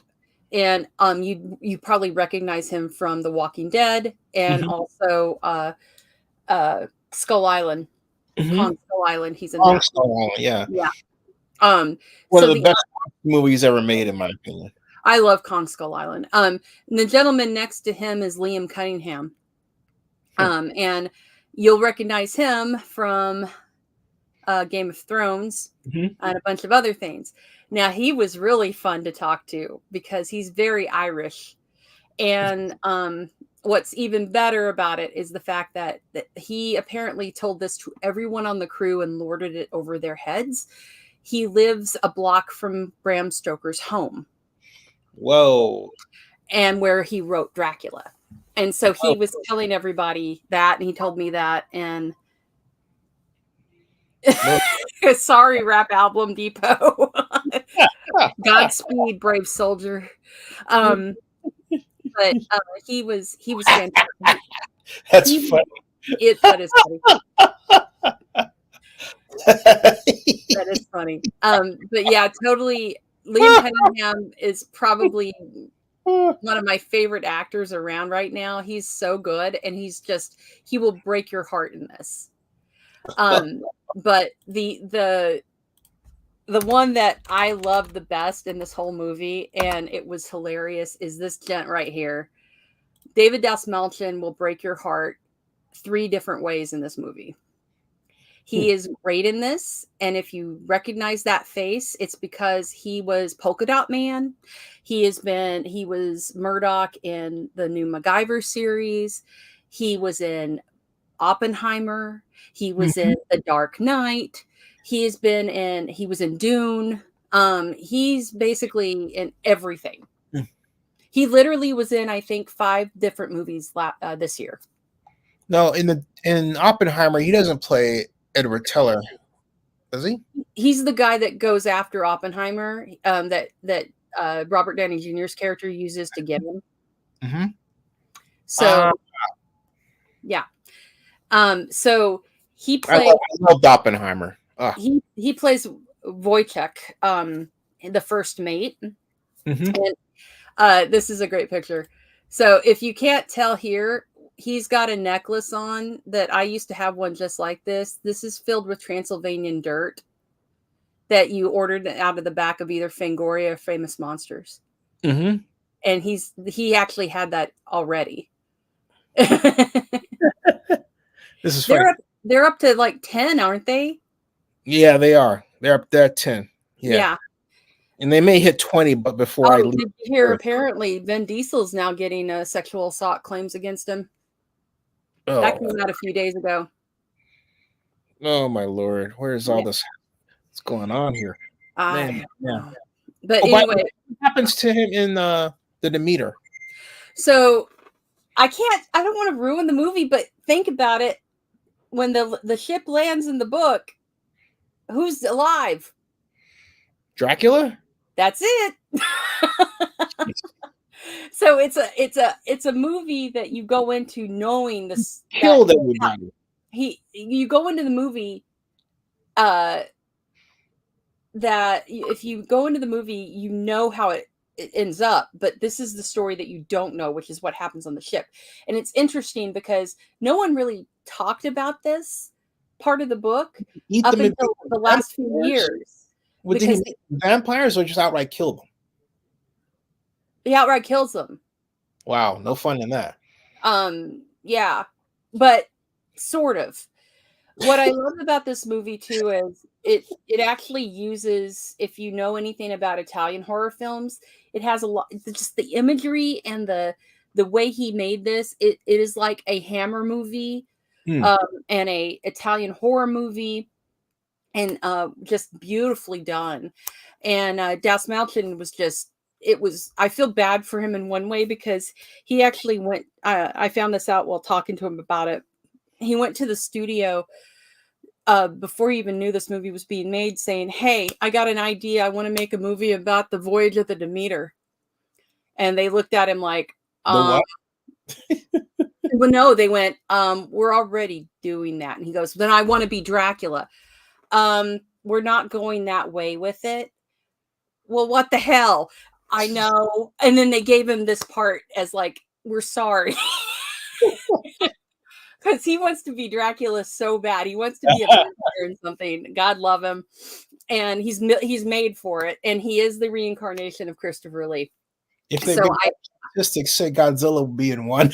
I like that. That's funny. I'm waiting. Anyway, that's funny that you should say Godzilla 1, because my number one movie of the year, Godzilla 1 of 1? Godzilla -1. Yeah, -1, which I haven't seen yet. This movie, I never expected to cry in a Godzilla film like this. It is so good. It is set after World War II. Are you crying out of joy or sadness? I gotta say nothing. I was gonna tell you, you're gonna be emotional. So this movie is not only beautiful, it's super well acted. It goes to show you what you can do with a budget that doesn't need $300 million. This was made for like 10. Yeah, it literally just gorgeous. Godzilla is scary. It's got the original music, the scream. You care about the characters, and also the thing that looks truly angry to me. What, Godzilla? Oh yeah, he fucking hates everyone. But the thing that is just amazing to me. That's funny. I'm sorry, that's funny. He fucking hates everybody. The thing that you're the last of my breath. What is great about this movie is the fact that it slams the Japanese government from back in that time about what they did to their own people. And you wait. Enlighten me. You don't know why? Because the original Godzilla didn't slam the Japanese government, it slammed the United States. Right. It was a cautionary tale about nuclear war, and also it didn't. So this holds the Japanese government accountable for what happened during World War II. Huh. And basically what they do is, you know, it takes place afterward, and so Japan's lost. And during all of this, what happens is Godzilla shows up and he starts attacking, and the Japanese government's like, well, we got other shit we got to deal with, so Tokyo, you're on your own, you know. Ooh. And the United States is like, we can't send fighters or anything to help you, because right now we're having to deal with Russia, and if we do anything like that, they're going to think we're trying to attack them, blah. So the Japanese people are like, it's just us. And they basically, they're like, well, it was just us during the war too. And what's the difference? Yeah, and you know, what were they gonna, they're sending our people to die, kamikaze pilots. Like the main character in this is a kamikaze pilot that didn't die. And it's like, you know, they knew they were going to lose, and they were sending us to our deaths anyway, under the pretense of, oh, an honorable death. And so it's really just amazing what they use this metaphor of Godzilla and all of this for, and the story that they tell, because I've not seen a lot of films from over there take a stand like that against the government. Right. Yeah. You're telling me, if I may, that this film spins a different yarn and attacks its own government and not America. Yep. Holy fuck, holy. Yep. Because we grew up the other way. Yep. Wow. Yeah, it's amazing. And that's why it's making so much money is, not only is it a good story and well acted and gorgeous, it's unique in what it's doing. It's it's using metaphor in a monster movie like this in a way that should be done. And it's funny because you got your legendary Godzilla. Everybody's talking about this dichotomy of Toho's Godzilla and Legendary's Godzilla because we just had the trailers hit for Kong times Godzilla or however they're saying it, the Rise of the Kingdom or whatever the hell. But that one is like you don't give two shits about I couldn't name you anybody from the last two Godzilla movies. This, from the last Godzilla flick that stood out to me, even though Alexander Skarsgård was in it. Mm-hmm. I couldn't tell you his freaking name at all. Millie Bobby Brown was in it. I don't give a shit. It was not a great movie. I was disappointed. I like the fights, but I'll bet you her being in it did not even move the needle in terms of who watched it. Nobody cared. Right. I mean, I'm like, who? Godzilla. It was like, who? What? Godzilla King of the Monsters is one of my favorite Godzilla movies. I love that one. She's in that, but you know what? That one had interesting characters. It had Ken Watanabe going to his death and that neat scene and just and Ghidorah and all of it. It was a beautiful movie. That's how you did it.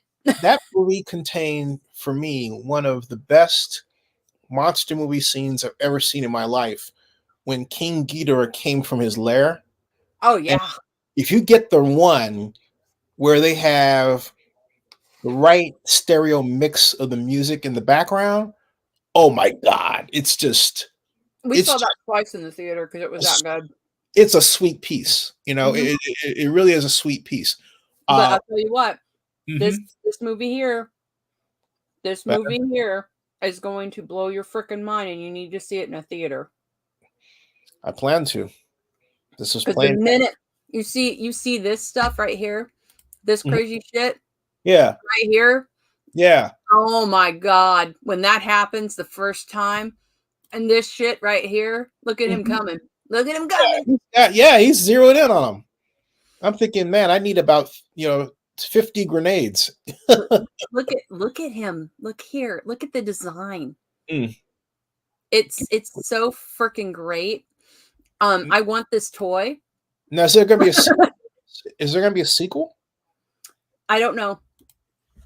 Probably, considering how much money this has made, Toho knows that they can get it because they've made bank worldwide audience wise. So yeah. You hear this? RD says Godzilla's best movie moment. One crazy summer. You know what he's talking about, right? That whole movie was building up to that one scene. Yeah, he like wags his tail, right? Like something like that. Yeah. Yeah. Well, guys, I have to jump. I've been on way too long, but I want to say thank you for letting me come on and share my movie list and be an idiot. We gotta come on back, It's great to have you back. So awesome. Well, I will talk to you guys later. RD, thank you. You're right. That is a wonderful moment in Godzilla land. And Rap Album Depot, I hope you come out of it unscared. Oh, question as you ease on out the door. Mark Guggenheim, what's the latest with all that? I have no idea. I haven't heard anything since. So it's all like dead in the water. Oh yeah, I think he's burned bridges with that stuff. So, well, I guess I just got to get him back on and see if he'll talk about it. Yeah. All right, guys. Talk to you later. Thank you. Happy New Year. Happy New Year. All right. Yeah. So that was Jessica. So she's great to come on and share us her top movies of the year. Now, I was doing the retrospective regarding favorite videos.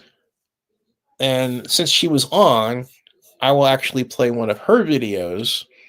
And on that was Joseph's. You saw those. I think before I close out, I was talking about Joseph. He had another one on the fights. This was another great Joseph Armendariz video that he did, and it is right here. Excuse me. Some particular reason says add to there it is. All right. And so here is Joseph Armendariz's work. Another popular one. This is called Las Vegas Raiders. New fight photos will animosity carry into the stands by Joseph Armendariz. Here it is. Yeah. Let's start that again. You just love that sound. Listen to this. Listen. All right, one more time. He's got the wind going behind. He only 3 seconds of it. Listen to this.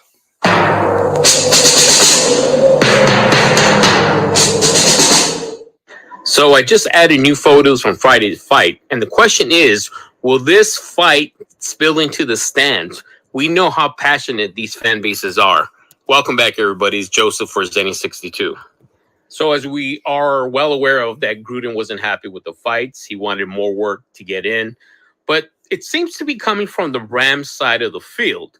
They also picked fights with the Cowboys, and like the Raiders, they found themselves in a precarious position because these two teams don't back down, especially the Raiders. Now, we know that Nick Morrow and Richie Incognito were hurt. Unfortunately, it looks like Nick Morrow will be out for possibly weeks to come. It's highly likely that Derek Carr will not play, but I wouldn't be surprised if he doesn't play a series or two. But I am looking forward to possibly having Marcus Mariota play the first half. The last time Marcus Mariota played an LA team, they did extremely well, and in my opinion, should have started the next 2 games. Now, with Marcus, we know that he's tentative. He's getting off an injury, but at the very least, it's something to look forward to. Again, I want to reiterate that it's going to be heated, that game, especially the fan base. We know that the Raiders have the LA market. The Rams have the LA market. I believe the Raiders have the greater edge. The last time I went to a Rams-Raider game in 2018, the Raiders dominated the LA Coliseum. Whose house? The Raiders' house. Keep it here on Zennie62. Don't forget to like and subscribe. And before I let you go, check out these 2 videos that I posted the last couple of days. Great videos to watch. I'll keep those links in the description. And again, like I said before, keep it here on Zennie62. I plan to post new videos, whether it's the pre-game ceremonies, the fights that go on, the game highlights. Look for my name, Joseph Armendariz, on Zennie62.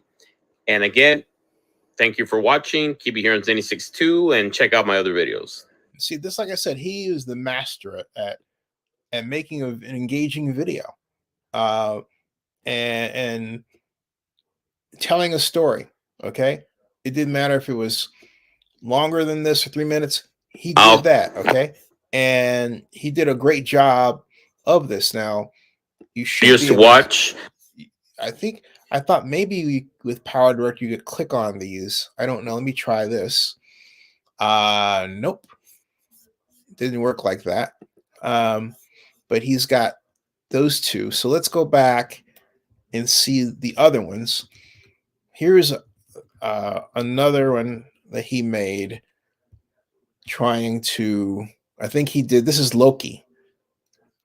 And this only got 24 views. This wasn't exactly one of his more popular ones, because I always say stick to the Raiders stuff because you're really good, man. And not that he was bad at the other stuff. I'm not saying, I don't mean to put my man in a place like that, but he really did a great job with the Raiders content. Here's Las Vegas Raiders should have stayed in Oakland, which gets to kind of a segue I'm going to do. Welcome back. It's Joseph for Zennie62. So recently I posted a vlog with regards to the Raiders receiving a temporary certificate of occupancy at Allegiant Stadium. Now, if you happen to look at the vlog, I basically explained to you that the temporary certificate of occupancy just allows the Raiders to officially go into the stadium, inspect it, to kind of do their own virtual checklist to see what things need to be done.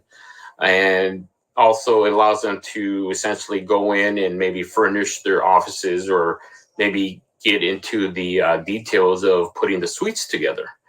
But by no means is it a permanent certificate, which would allow fans of the football teams, UNLV and the Raiders, but also it won't allow anybody currently to attend any concerts, which originally was scheduled in August for the Garth Brooks concert. Now, this is the question that I have for you. What the Raiders would have been... Hold on a second. Okay, go ahead. ...and better off just staying in Oakland? For this reason, they have a stadium that's still not finished or complete. And if you read any of the local news reports in Las Vegas, even the ones in Las Vegas Review-Journal, who tend just to promote positive things, which is fine, but they're not telling you everything behind the scenes, what's really going on with regards to the stadium. So even by their own reporting, they have admitted that the Raiders, as a backup, started to look at Utah as a potential place for the 2020 season. So if potentially they're looking for Utah as a backup, it's obvious they had every opportunity to get that stadium done, which originally I believe it was scheduled to be done in May, and it kept getting pushed back further and further because of the problems they had with the stadium, putting on a new roof that they never put on before. And that stadium wasn't originally designed to have a roof, so everything had to be retrofitted and redone architecturally, engineering specs wise. And so when you have a stadium that's in the rears and in terms of paying the steel workers, earlier in the year, there was a mechanics lien against Statco, which is the Raiders. Yep. And mechanics lien is basically a preemptive strike lawsuit because even back maybe months and months ago, they were afraid they weren't going to get paid. Yep. And now we're in a financial crisis because of the COVID-19. So even if they get everything done with the COVID-19, Mark Davis himself said, well, I don't want to attend the Raider games nor have any fans come into the stadium if I have to pick and choose who decides to stay in the stadium in terms of allowing a certain amount of occupants in the stadium, because it's a sold out venue throughout the whole season. And so that's something I reiterated a long time ago was, well, who decides who gets to stay and who gets to go? And what are the ramifications of that? So regardless if your PSL was 500 or 5,000 or 25 or 50,000, are you to tell those PSL owners that you're not as valuable because you didn't pay as much? From an economic standpoint, that could be an argument that's made, but from a PR and fan standpoint, that's a horrible decision. So if the Raiders decided to stay in Oakland, these things wouldn't be happening. You already had a stadium. You already had a loyal fan base that even though you have left essentially twice, once for LA, you came back, and now you're going back to Vegas. Yep. Or going to Vegas. So again, you left the city of Oakland twice. Each time they accepted you back. Each time you had your loyal fans come out to the stadium that were dedicated and loyal to the brand, to the city. And it didn't matter how bad the season was with regards to the record. They always were Oakland Raiders supporters. Having said that, let's take another an example that we can probably utilize. Let's say that the NFL decides, okay, we are going to have fans. Now, what we're going to do is limit the amount of fans that are in the stadium. Well, when you compare how many seats were at Oakland Coliseum as opposed to Allegiant Stadium, it would be a lot more feasible to have fans spread out a lot easier in Oakland than in Allegiant Stadium. Allegiant Stadium is a very small area where the stadium is built. It's a 65,000 seat stadium, yes, but if you haven't seen that parcel of land in person, you realize how small it was. There's nowhere to park. You have limited parking space right outside the stadium. But guess what? For those who even want to attempt to park there, I guarantee you that's going to be over $150 to park there because it's relatively close. There's not much of space available surrounding the stadium. So as opposed to Oakland that had a huge parking lot, you had RD. Joseph did this as the Raiders were moving. So this is back in 2019, okay, when they got the certificate of occupancy and all that. Actually, 2020, I'm sorry. So that's how far back this goes. He's not saying that is going to happen now, okay? But then there was a great deal of uncertainty among Raider fans exactly what was going on. All right, that's what this reflects. The uncertainty of the times. Now, of course, hey, look, they're $3 billion richer than they were, and the rest is quite literally history. So let's continue there. All right. Tailgaters, you had fans spread out, and essentially what you could have done in Oakland was you could have easily created a social distance scenario at the Oakland Coliseum, and worst case scenario, you had a huge, vast parking lot where you can utilize that parking lot for additional opportunities in case you couldn't fit all those fans in the stadium. So it's unfortunate that the Raiders had to leave California. I was totally against that because even to this day, I question what are pirates doing in the desert? Mm-hmm. You think about that Pirates of the Caribbean scene, mm-hmm. or the pirate ship is stranded in the desert and it's just landlocked. You can't go anywhere, you can't do anything. Mm-hmm. Pirates have no business being in the desert. They should have stayed in the bay. They should have stayed where the loyal fan base would have supported you. As bad as the Coliseum was, as bad as the plumbing system was, as bad as possibly the internet system was, Raider fans are loyal. Right. You had a huge Oakland fan base. You even had Southern California willing to make that trip because they're loyal to the Raiders. And that's the thing, is that if you're a Raider fan, you're going to be loyal wherever they go. But I think that looking now at the optics of what's going on, not only with COVID-19, but the different delays and essentially issues with the Allegiant Stadium, although if you hear it from other sources, there's nothing wrong with the stadium. But again, when you have somebody saying, well, it'll be substantially finished by July 31st, that doesn't mean you're ready to have any occupants in there. And then what does that substantial word mean? Right. You know, if there's a 5 or 10% that needs to be done, and then you make the statement that we hope to be done by December, well, then to me, that 5 or 10% is quite substantial if it's going to take you possibly up to December to finish Allegiant Stadium. And then you have to go through the state and local officials to make sure that you do get a permanent certificate of occupancy. Now, having said that, all of this will happen, right? But these are more hurdles the Raiders have to go through, more hurdles the Raiders have to jump through. And the biggest hurdle of all are the finances. The finances are simply just not there. Again, let's hope for the best, because if you're a Raider fan, you hope the best for your team. But let's be realistic. Let's look at everything that's in front of us and try to address those issues. And let's hope that moving forward, the Raiders Stadium Authority and the construction company will be upfront and honest about where we're at in terms of the construction of Allegiant Stadium, where we're at financially with Allegiant Stadium, and what is going to happen moving forward with the satellite parking, and how are you going to allow fans to enjoy that tailgating experience that you used to enjoy in Oakland, or for that matter, even back in the day when they were in Los Angeles. Obviously, they don't want to have tailgating, or what they do, are they going to have it at the satellite parking spots? That hasn't been actually verified or substantiated, but at least at this point, we just don't know.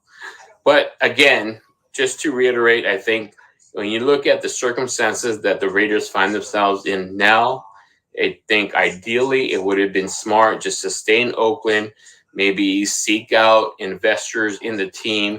You have Silicon Valley there. You have tech, as Zennie pointed out several times, is that you could, or why didn't you inquire in that source? It's a great source for financial backing, and for whatever reason that didn't happen. But if anything, keep it here on Zennie62, and don't forget to like and subscribe. Another Joseph Armendariz classic, and I want to touch on what he's talking about regarding the Raiders. And look, no one saw the whole gambling issue coming except Mark Davis. Let's give Mark Davis his props, okay?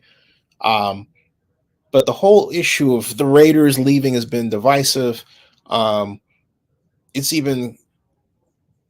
It's hard to get vloggers to come on because they come on based on what side they think you're on.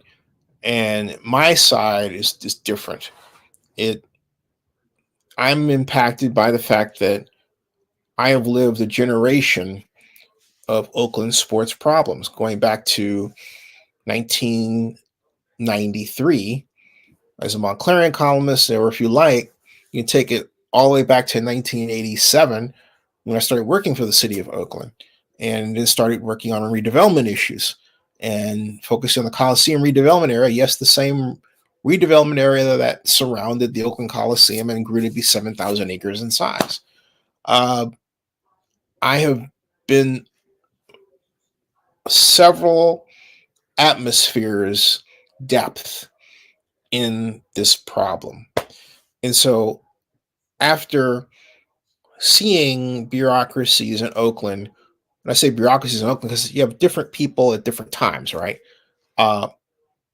When the Raiders left, then Oakland Mayor Libby Schaaf, my god sister, did not do a debrief. I kept saying, hey, let's do a debrief. I didn't work for her, but debrief and find out what we did wrong. Oh, no, they don't want to hear that. It's always what somebody else did wrong. And that is where we went wrong. By this willingness to point fingers at other people and say, okay, the NFL did this or didn't do this, but never us. Never. We took the same behavior and applied it to the athletics. All right? The same behavior. We took the same behavior and applied it to the athletics. Okay? And didn't give them anything at all. And there are Ace fans who don't want to hear that. I know Richard Hake is on and he won't come on, and I think has to do with the fact that he hates the A's are leaving. But I gave up on the idea that the A's were going to stay in Oakland back in November, October, really, of 2021. Why? Because it became clear to me that the city was not serious about building a tax increment financing revenue district called Enhanced Infrastructure Financing District. The city was dragging its feet. It didn't know what it was doing by Oakland Mayor Libby Schaaf's own admission. Yeah. And so this conversation is coming to define a lot of the existence of this channel in 2023. I think to our detriment because we weren't on the right side. Okay, like with the Raiders situation, we were on the right side, but that's fleeting. It only lasts for so long, and I insisted on sticking to my guns, having worked for the city of Oakland, having helped a number of people, including Dave Cobble, the A's president, where I'm the person that told the A's to begin with, hey, you should use tax increment financing. And Dave Cobble said, public money is not available to us. I said, well, yeah, it is. And here's the legislation that allows it. And at that time, it was SB 628 Beal. Dave Cobble and company, including Mayor Schaaf, got together with State Senator Nancy Skinner and created SB 293 Skinner, which was their designer tax increment financing zone. So you would think, oh, it should be a perfect shoo-in, but it wasn't. Because ultimately there was no process. There was no stadium authority process. We had the joint Oakland County Joint Powers Authority, but with Howard Terminal, we didn't follow enhanced infrastructure financing district law and establish a public financing authority, which could have served as our stadium authority. Why is that important? Because we would have had monthly meetings. We would have had an agenda that focused only on Howard Terminal. And so that we could get a lot more done and out of the way on a per monthly basis. Everyone could monitor it. It wouldn't be this creature that was controlled, in a sense, by the media in terms of what was important and what was not, right? We would control it. RD says, I keep hearing local Las Vegas celebrities and businessmen want to invest in the A's. Is it possible to invest in the team this way? Can Fisher sell fractional ownership for payroll purposes? Yeah. In fact, you want an example of what's going on? Look at the Mavericks and the Adelson family, right? They bought so many shares of stock. And Mark Cuban gets $2 billion in working capital that he didn't have before. So yeah, it's possible to do that way. And I'm just surprised the Adelsons didn't buy the Raiders. Okay, I really am surprised they didn't pull the trigger there. But who's to say they won't? Maybe they will. Maybe they were testing the waters with the A's, with baseball to see how it goes first. No, with basketball, I'm sorry. In Dallas, see how that goes first. Every time I think of the Adelsons, they're so tied in my head to Las Vegas that I think anything they do is automatically tied to Vegas in some way, and that's not true. All right.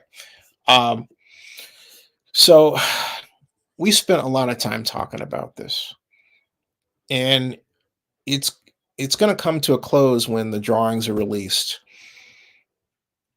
when the people who are of the idea that the A's aren't going anywhere finally realize that the A's are going someplace.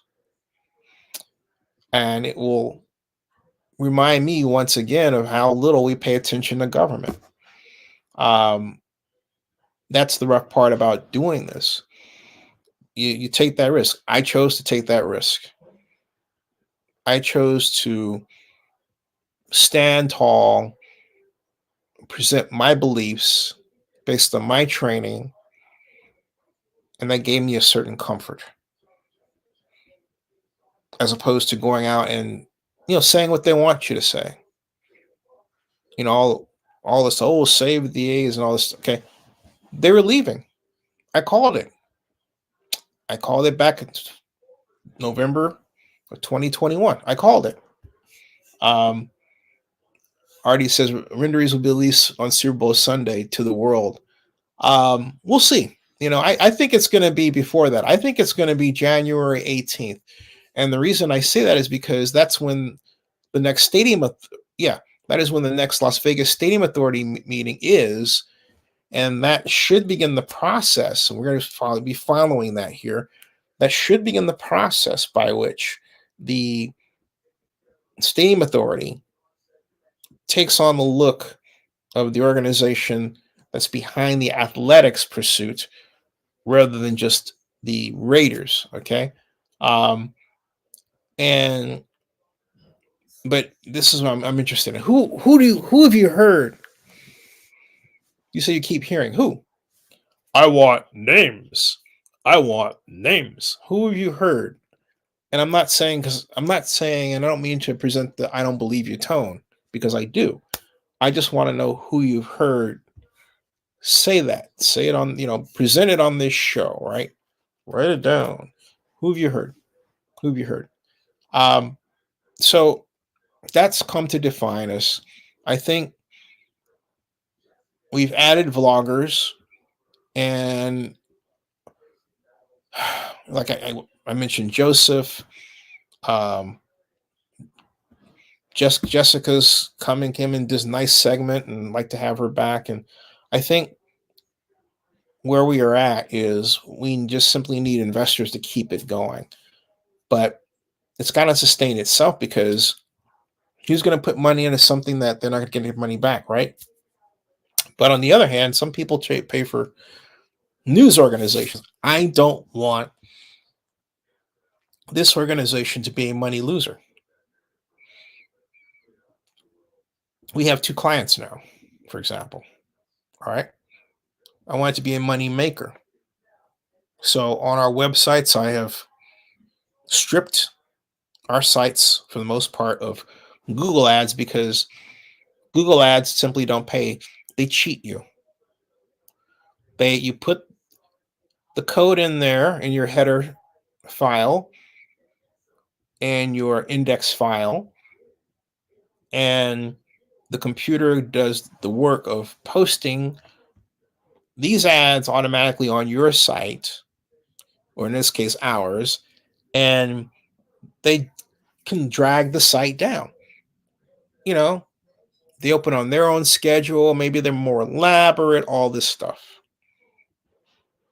Quite literally can, if you will take over your site's behavior. I'd rather build a static ad myself, have the client pay us for our work, and keep on going. Preferably a retainer, right? That's the way to go. We like money. We like retainers, big retainers that give us room to work on behalf of the client and be effective. That's what we like to do. Reputation management, we do that. Building sites, we do that. Building a platform of interrelated content to protect our clients' interests, we do that. And we're very good at it. And I want to do more of that. So that's the idea. Getting back to folks who've done well for us, and we've been blessed to have some people who wanted to vlog and did an outstanding job of it. But I want to come back to one more thing regarding vlogging in the athletics, and it's this. Look, when the A's new stadium is finished, when the renderings are released, that will be the game changer right there. I'm predicting it'll be January 18th. All right. Right now, as I go to the meeting details for that date at the Las Vegas Convention and Visitors Authority, it's an open date. In other words, they haven't filled in any agenda item, but watch. In the lead up to the January 18th date, they'll start filling in those blanks, and you'll start seeing papers you didn't see before. And now it's going to be really an interesting go. These subsequent years coming up, these months coming up, because again, the game changer is going to be when people see what that design is. Then A's fans will get it. It'll be real. Las Vegas will realize it's real. The whole issue regarding this schools not stadiums lawsuit is going nowhere, because the people who created the referendum are under the impression that it is a tax. It is not a tax. Okay. Sure, it has fee collection systems. Yeah. But it's a bond issue. It is a bond issue. And so you have to evaluate it with respect to the Nevada Constitution from the place of where it is a bond issue.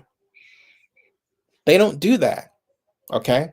They do not do that, talking about the people who are criticizing this and started this referendum and everything, and which is going nowhere. It is, for the most part, a static approach.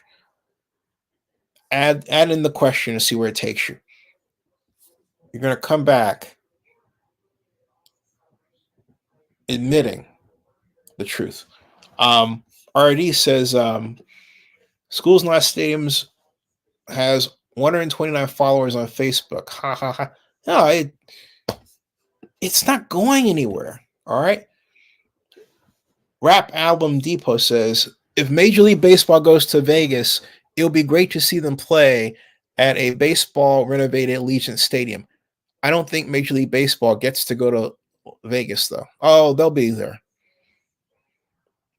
They'll be there. I keep saying it. People don't like it. It's a done deal. All right? Done deal. Done deal. They're experts at making it happen, whereas Oakland is not. Oakland needs to take notes that it's not taking. It didn't take it before, and doesn't show any desire to take those notes in the future. And that's the biggest problem. Oakland does not want to learn. All right? Oakland does not want to learn. Okay? Rap Album Deal says it'll be only a cost of few $100 million as opposed to a few billion. They gotta want to learn, man. They gotta want to learn. Hold on a second here. Let's see here. We were supposed to have more crew here, but let me try something here. It is so that I can figure out, because I thought they were coming. If they're not, I'm going to quit. I'll pick it up tomorrow, because we have been on for 2 hours, 21 minutes, and 38 seconds. The city. Okay.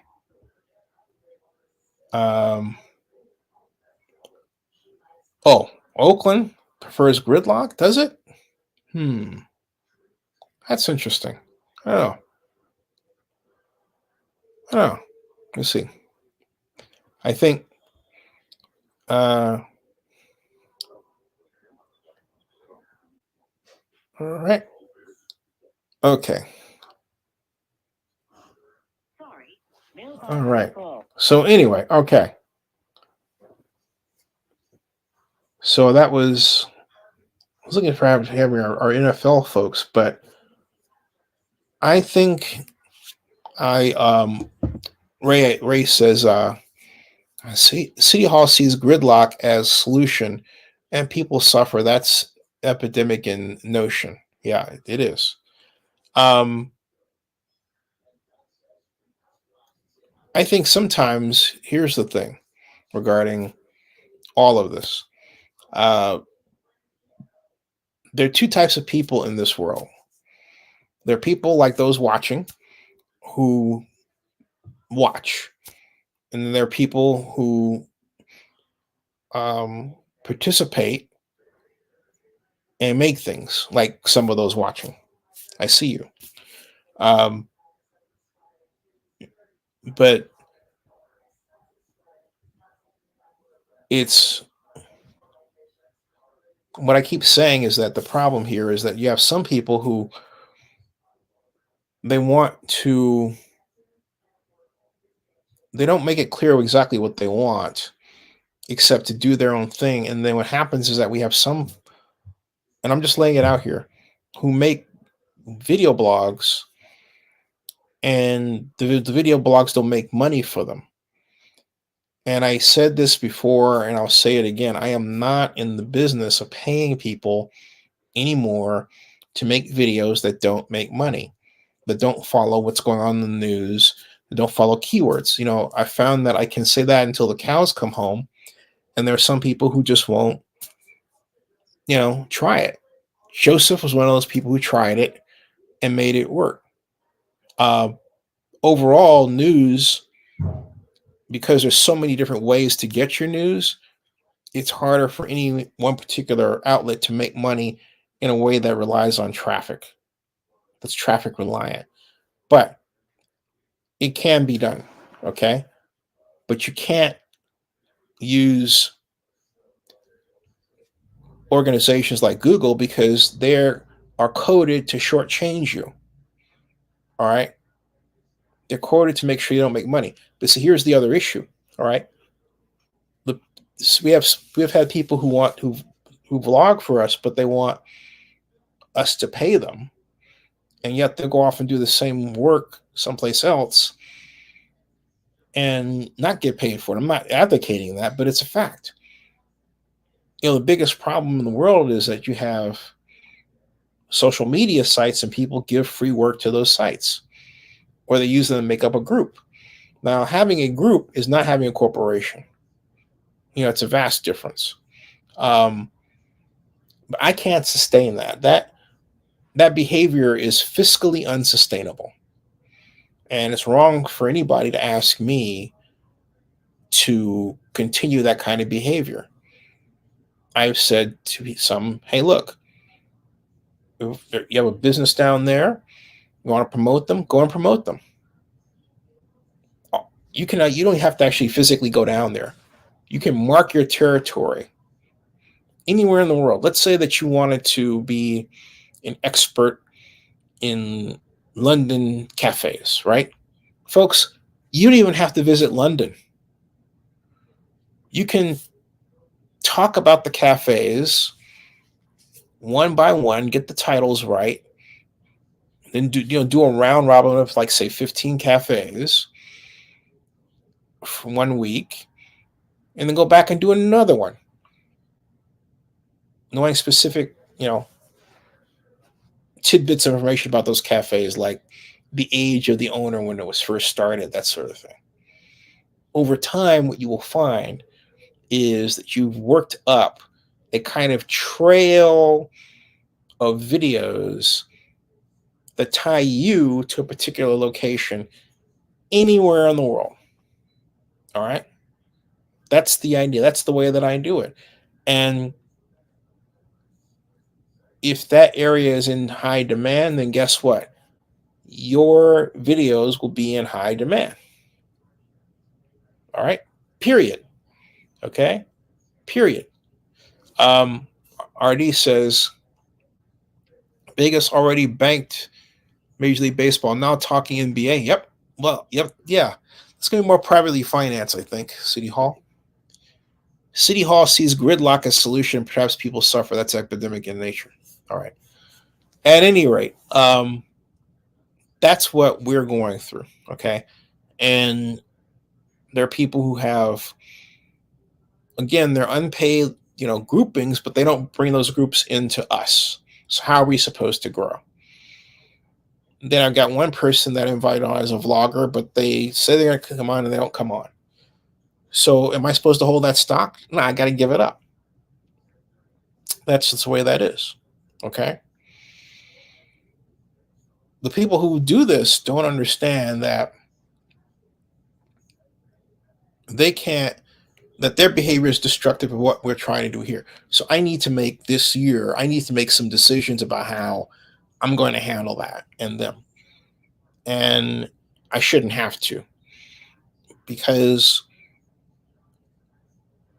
there was a time when we weren't, and that wasn't the case. I think some people go through their cycles. I love vlogging.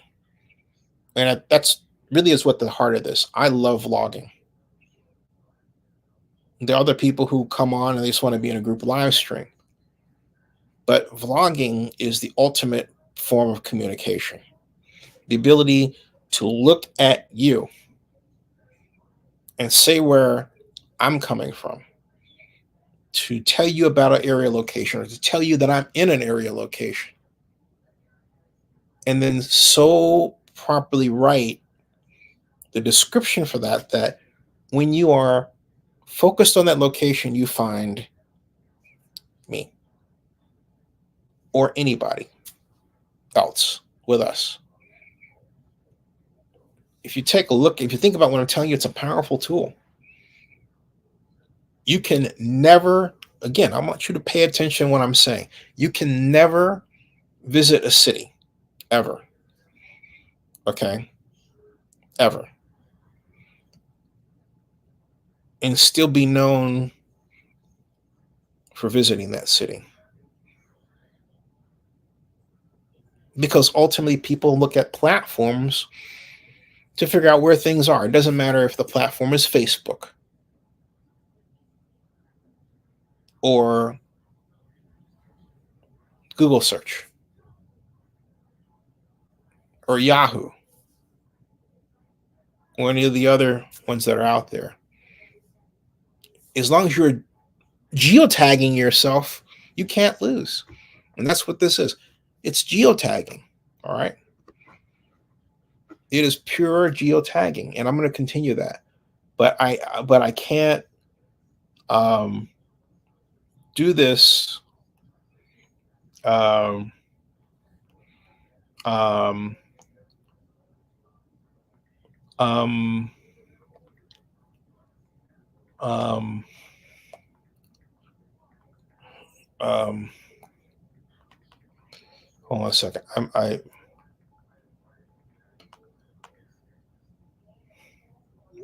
putting that out there, okay?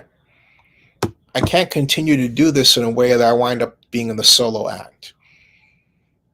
And so, because if that's the case, then my thought is, why not go back to when I didn't have anybody on the platform? You know, arguably it was better, and that was the solo act, and all these other people that are here now were, you know, just vlogging, you know, paying attention to my vlogs, right? Maybe that was the better way. And I say that because after a while you get tired of saying, hey, you know, come and join us. Hey, he says, yeah, bring him on. Absolutely. Be nice, you know. But this grows tiresome. And again, I cannot spend good money after bad. And that's what I have been doing. We had the money. I gave that money to one person. Oh, I understand. Not today. This is, yeah. But, you know, right. In the new year, I gave quite a bit of money to that person in 1 year. In 1 month. And that person's videos got almost no traction whatsoever. And I was happy to have them because they had baseball ties. Okay. But at the end of the day, I cannot function that way.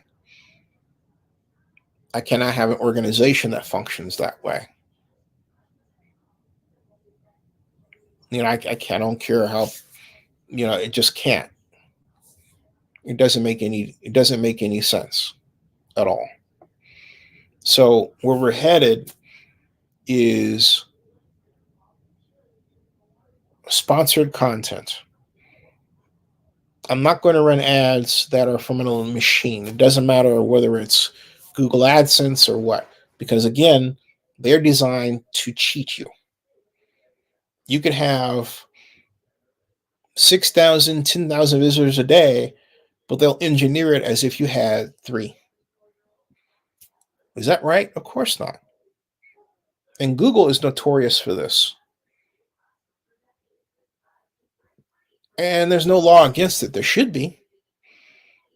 It's a black box problem. You can't see the code. I can't see it. I don't know exactly what they're running back there on Google AdSense. All I know is that more often than not, of late, like the past year and a half, I've gotten little return from it. Little. And then there are search engines that, you know, try to make you artificially look like you're not gaining traffic when in point of fact you are. Google does that. There's a lot of cheating going on, picking of favorites, okay? And they're dishonest about it. And that ought to be a lawsuit. that ought to be a lawsuit. Because that too is wrong. Like, for example, I'm an African American man in business. I'm tired of the gaslighting.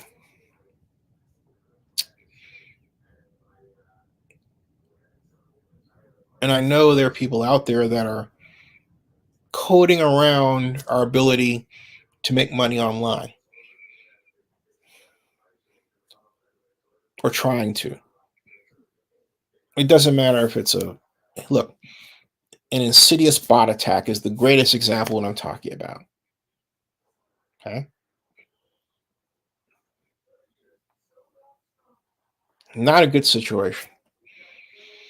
Now, with all this, you would say, Zennie, are you having fun with it? And I would say, yes, I am.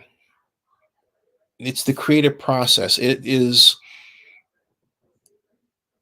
the joy of being able to talk with people.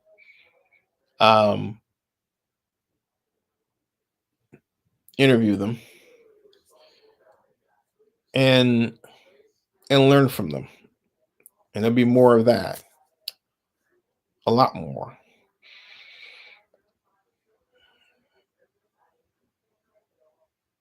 And you would say, what about artificial intelligence and Chat GPT? And I will say this. Chat GPT is in a bad situation because if your site gets attacked a lot, what the hacker or the automation system is going to look for is a vulnerability in your plugins.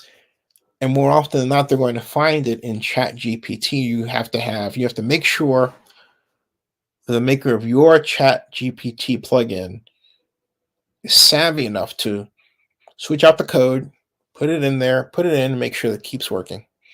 Because I have used Chat GPT code. I'm not going to say from who. So bad that it was literally switched out every other day of the week. You hear me? Automatically updated every other day of the week. It became a hilariously sad situation. So for all those people who say, you got to try Chat GPT, and I'm saying, okay, how is that going to make me money? You know? It's because it looks neat. Because it has this, what you think is this mimicking device where it's mimicking a human being. Where's the currency in that? All right. It's got to, at the end of the day, be something that leads the horse to water and causes the horse to drink. And I haven't seen it. Chat GPT find that, bring that kind of behavior. And here's the other problem I have. And it goes to this manufacturing of content. Why do I need fake news? Cobbling together facts here and there about Oakland, which I've done before, and then it produces this completely dishonest result. Soulless. Talking about Oakland in non-specific terms because it doesn't know what the alley is or anything else. And even when it does, it still has a tendency to present the businesses in a cold and sterile way. No, it doesn't quite add up. So I'd rather take my chances not using these automated systems than using them. That's not all right. I'm serious about that and then why do I want to put out something that at the end of the day is fake news anyway? And if that's what these systems ask you to do and allow you to do, I'm not for it. I am, however, for manufacturing content for other people. They don't have the time. I am for manufacturing content that protects the interests of the people that choose to hire us. You think that we're the only ones who have organizations that do that, or are an organization that does that. Have you ever heard of Hearst Media Services? They are the reputation management arm of the San Francisco Chronicle. Okay. They are the reputation management arm of the San Francisco Chronicle. That's what they are.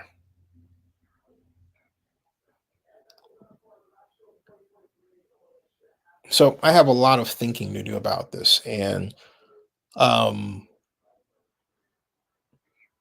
cannot.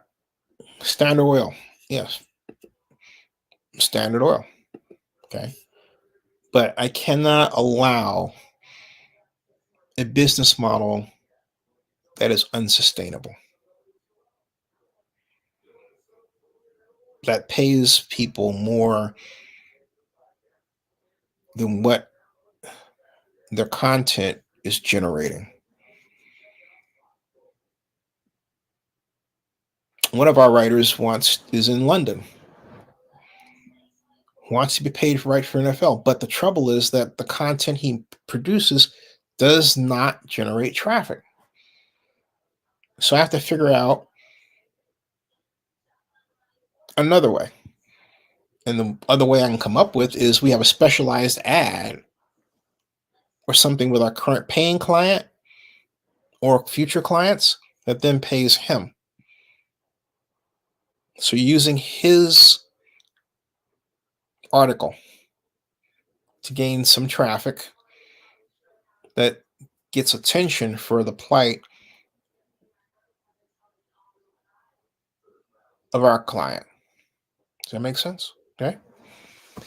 All right. And thanks. RD is giving me the pep talk. He's saying, is that them? Hearst Corporation's a Standard Oil, I think. Yep. You are brilliant. You know the answer. Thank you. I would pay a ton of writers very little. And find the people doing it for fun. Well, that's the thing. Find somebody doing it for fun. That's harder and harder because we're in a flaky society. All right. Then it says, I would pay a ton of writers very little. Ray, what I'm after is classic vlogging. Vlogger heads was the model. All right. Vlogger heads was the model for what Zennie62 is. Vloggers around the world making videos about something that's happening. Tidal wave in Ventura County should be on Zennie62. We should have a vlogger there, right? Volcano, Mount St. Helens is threatening to blow again in Washington. Have a vlogger there. And the neat thing about it is that we don't have to fly a person there. We can just send a link to anybody with a smartphone in the game. That's it. That's our media. All right. Better, cheaper, faster. Okay. Better, cheaper, faster. Now, I don't want to pay anybody pittance, but I do want to know that if I'm going to pay them premium money, they're producing content that will drive traffic. That's only fair. I mean, we're getting there, but we're not where we need to be at all. We're not where we need to be. We can do a lot better by far. What we have is we have a corporate structure. We have a lot of video, blog inventory. We've got interviews with stars, classic interviews. We have 107 websites. 7 of them are WordPress. The rest are blogger blogs. It's pretty doggone good. Pretty doggone good. We are an acknowledged newsmaker. Did you see my piece about what happened with Horn Barbecue? Okay. If you live in Oakland, all right. Sad story about Horn. Okay. But we're also charged with getting content out about Horn. Yes, Horn Barbecue is one of our clients. Because the mainstream media, what's left of it, doesn't tell Horn's story. It lets Horn sit there.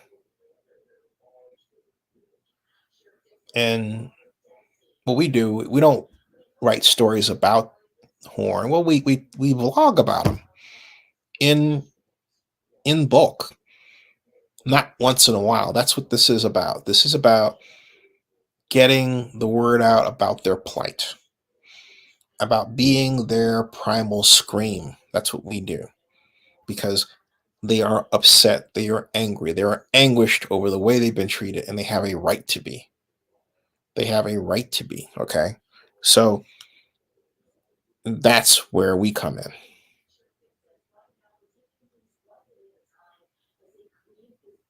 What has been done to them is terrible. Absolutely terrible, okay? So, I keep talking about the model that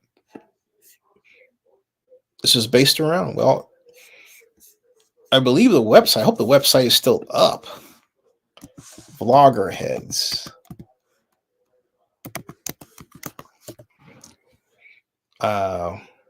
Here is what's left of Loggerheads, unfortunately. I'm trying to sign. Guess what? It's still there. Let me show you the model. This is the model for Zennie62 Media. All right. I will show you right here. Ta-da! Vlogger Heads. I present to you Vlogger Heads. Okay. There it is. Always refreshing. You can upload. See, the difference, however, is that you have to go to this page. Like our YouTube page. But if you go to our YouTube page, our videos are also automatically placed on our blogs. All right. Vast difference. But look at this. Do you have 30 minutes? I don't know. Do I? This was December 16th. This was recent. Today. No, excuse me. Not today. All right. This was December 26, 2023. It says, do you have 30 minutes? What is this? Okay. Okay. Hi, everybody, and Merry Christmas. Yes, I'm back to my comfortable. Making a vlog. Okay. And you get comments. Love this video, realizing I've been missing this type of thing. This is what I want. These are, all you see all this vlogging activity. Okay. Christmas Eve vlog. She did one. This is the 25th. LBGT. 2023 has been rough. Merry Christmas. It has been. It's been rough for a lot of people. But this is vlogging. All right. Great vlogging. Okay. This one is talking, the person is talking about ADHD, their life, and their best friend. This was done November, 23rd. All right. So you don't have the daily vlog activity like I like to have, but they're vlogging. This was the first platform started for pure vloggers. It was started by Renetto and a couple of other people. Renetto was a famous YouTuber at the time. This goes back to 2008. He was upset that Oprah Winfrey was joining YouTube, but was not going to participate in the vlogger conversation. She was going to put up videos that basically were, some segment or some television show she had, or, that sort of thing, but nothing that engaged with the common folk like you and me. All right? Nothing like that. Okay? I said Oprah, everybody ran away. Hilarious. That's what this came as an answer, if you will. Vlogger heads. A place by vloggers for vloggers. So yeah, if there's anything that I can say is, hey, if you want to vlog and love vlogging, come with us. You know, because you don't have media companies doing this like we do it. They're still stuck on the standard camera model. We're different. Smartphone enabled, baby. What's our answer to vlogger heads? Well, it's websites like a combination of, well, Zennie62 blog.com. And which is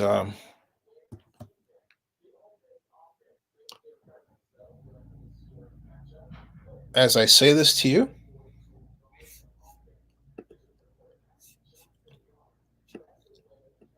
designed to take our YouTube videos and present them in its own blog format. That's what it's designed to do. Okay.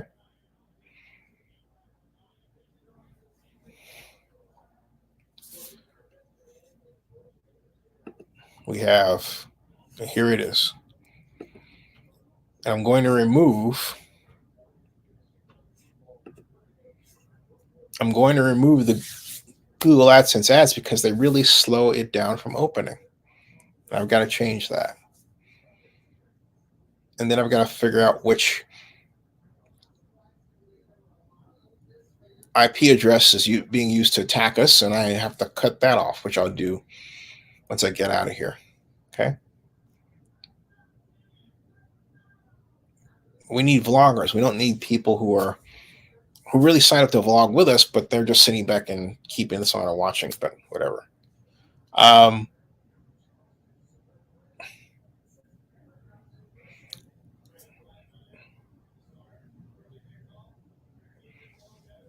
And ultimately, we will have our own channel, television channel.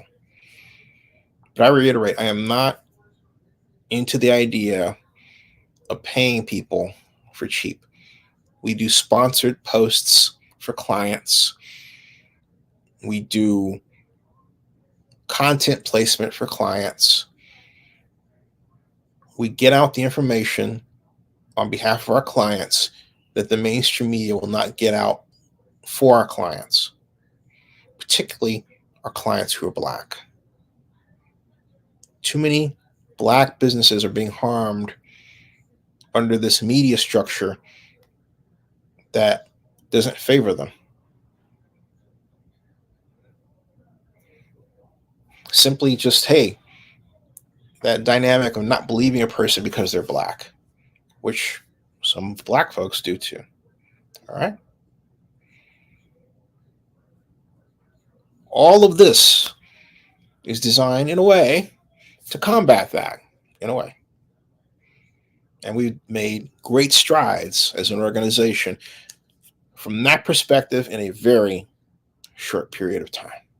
I'm very proud of what we've achieved here. It's been tremendous. All right, folks, it is almost 2 o'clock in the morning. I've been on for 2 hours, 53 minutes, 44 seconds, and counting. You're wondering if I would care to try for 3 hours. Hey, you round this number off, we're there, baby.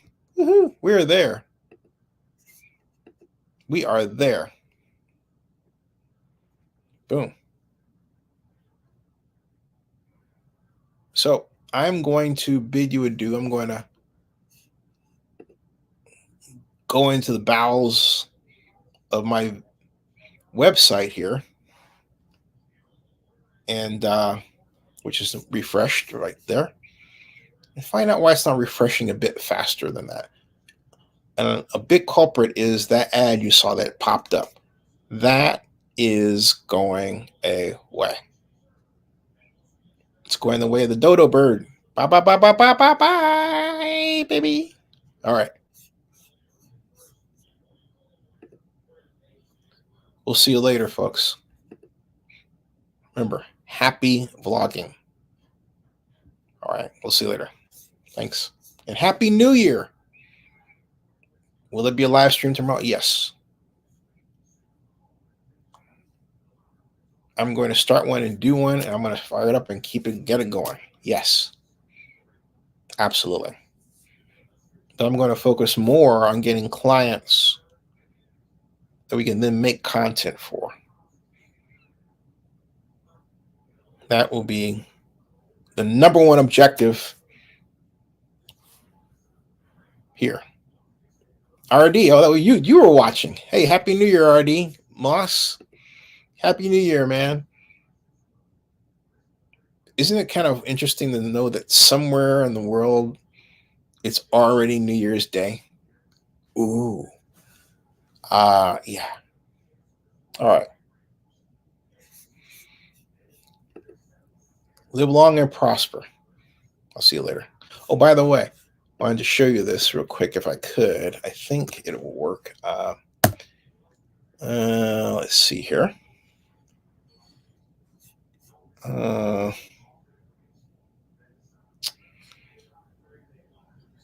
Is also rather slow there. I will fix that. All right. Never mind that. Okay. We'll see you. I have more work to do. Hey, it was fun. Thank you for Jessica for stopping by and making the mundane exciting. Because I hate hearing my own. I don't hate hearing my own voice, but you know, I'd rather prefer the exchange, and I know you loved it too. All right. Yeah. All right. We'll be back. We'll see you later. Okay. Bye-bye.